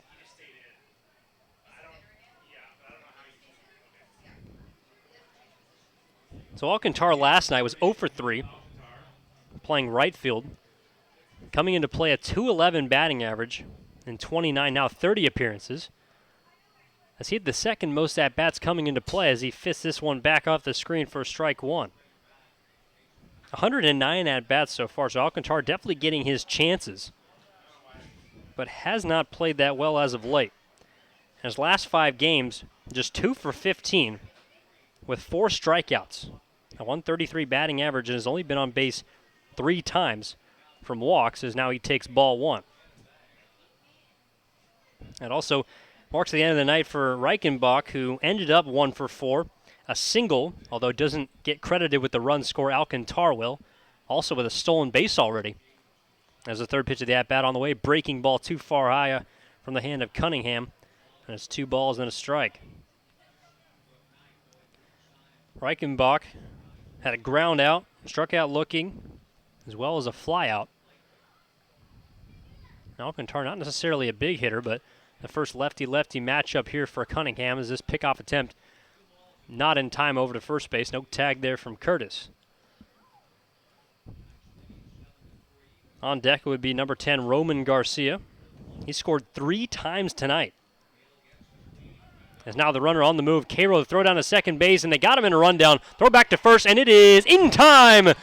Brent Cunningham punches him out, and the runner on first, Nick Cale, is retired. He tried to steal second. Cairo with a strong throw down to the shortstop, Doherty. Cale realized he was not going to be able to make it, turned around. The throw from Doherty to Curtis was in time, and the side is retired. So essentially a 2-6-3 put out there for Nick Cale, and Kason Cunningham effectively faces the minimum, as it'll be the last chance here for the Grey Wolves in the bottom of the ninth. Coming up as the top of the order, not a better time to get it done. They trail 4 as we enter the bottom of the ninth inning here at Osland Field. 7-3, the Grey Wolves trail here on Gresham Grey Wolves Live. Bum, ba-da-dum, da-da-dum. You are in a quest full of danger and excitement. Your path clouded by deception and dead ends that could cost you dearly. You have to fight off dangerous snakes and vicious jackals, savage headhunters and shark-infested waters. You don't know who to trust, and all you want is to buy a new car. I'm Bess Wills at Gresham Ford, and getting the car or truck you need doesn't have to be a dangerous adventure of epic proportions. At Gresham Ford, you won't find any snakes, weasels, or other predators, and you don't have to worry if you are going to get pillaged. All dealers pay the same for the cars they sell. We just help you get the new or used vehicle you need without all the drama. If you want an adventure full of shady characters, crooked deals, and nasty vermin, go to the movies. If you want to get the best built cars and trucks in America, come to Gresham Ford. We'll all donate $100 to the church or charity of your choice with every vehicle you purchase at Gresham Ford. Bum, ba-dum, bum, bum, bum. If you are looking for an award-winning institution of higher education that is touching lives in many ways, look no further than Mount Hood Community College. For 50 years, MHCC has been an economic engine that brings hundreds of millions of dollars into our community, while also providing great educational services to area residents. No matter what you're interested in, MHCC has a place for you. To learn more, visit our website at mhcc.edu. Mount Hood Community College, transforming lives, building communities.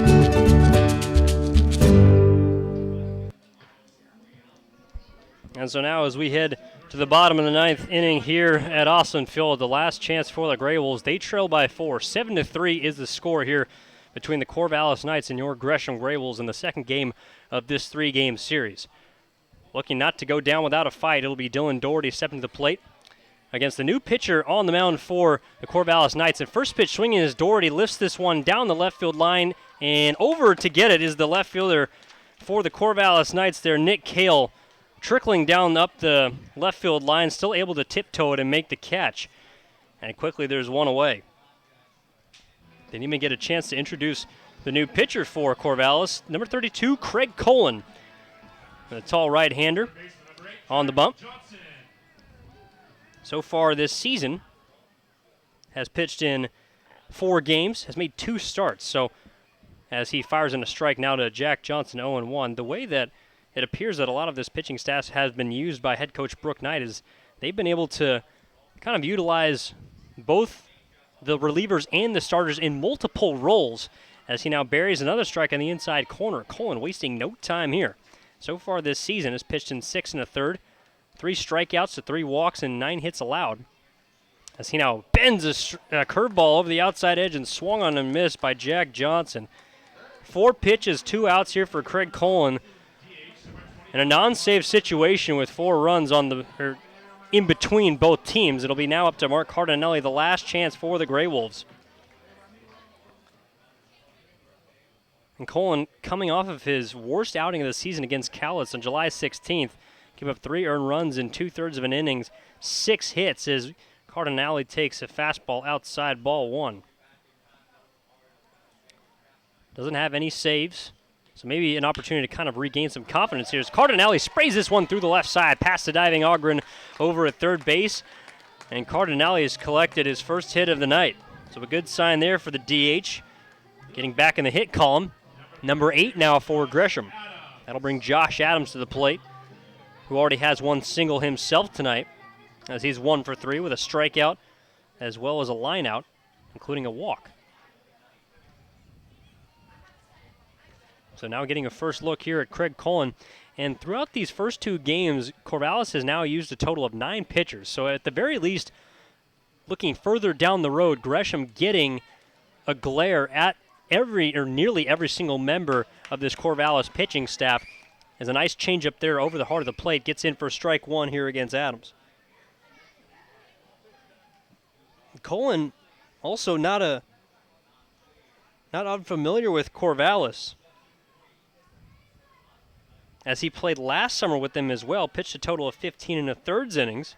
Well, technically 21 1/3, but only 15 of which coming in the West Coast League play. At a 5.83 earned run average through 12 appearances, as now he'll bend a curveball low inside. Nearly gets a piece of Adams as he has to spin out of the way of that one to even up the count at a ball and a strike. Adams trying to find a way aboard to give way to Ryan Smith, who waits on deck. Behind him, it'll be Jeff Mitchell Jr., the pair of all-stars for Gresham, looking to come to the plate here against Colin. As the 1-1 on the way, swing and a miss, pulled the string there with a nice off-speed pitch over the outer part of the plate, and now Adams and the Grey Wolves down to their final strike.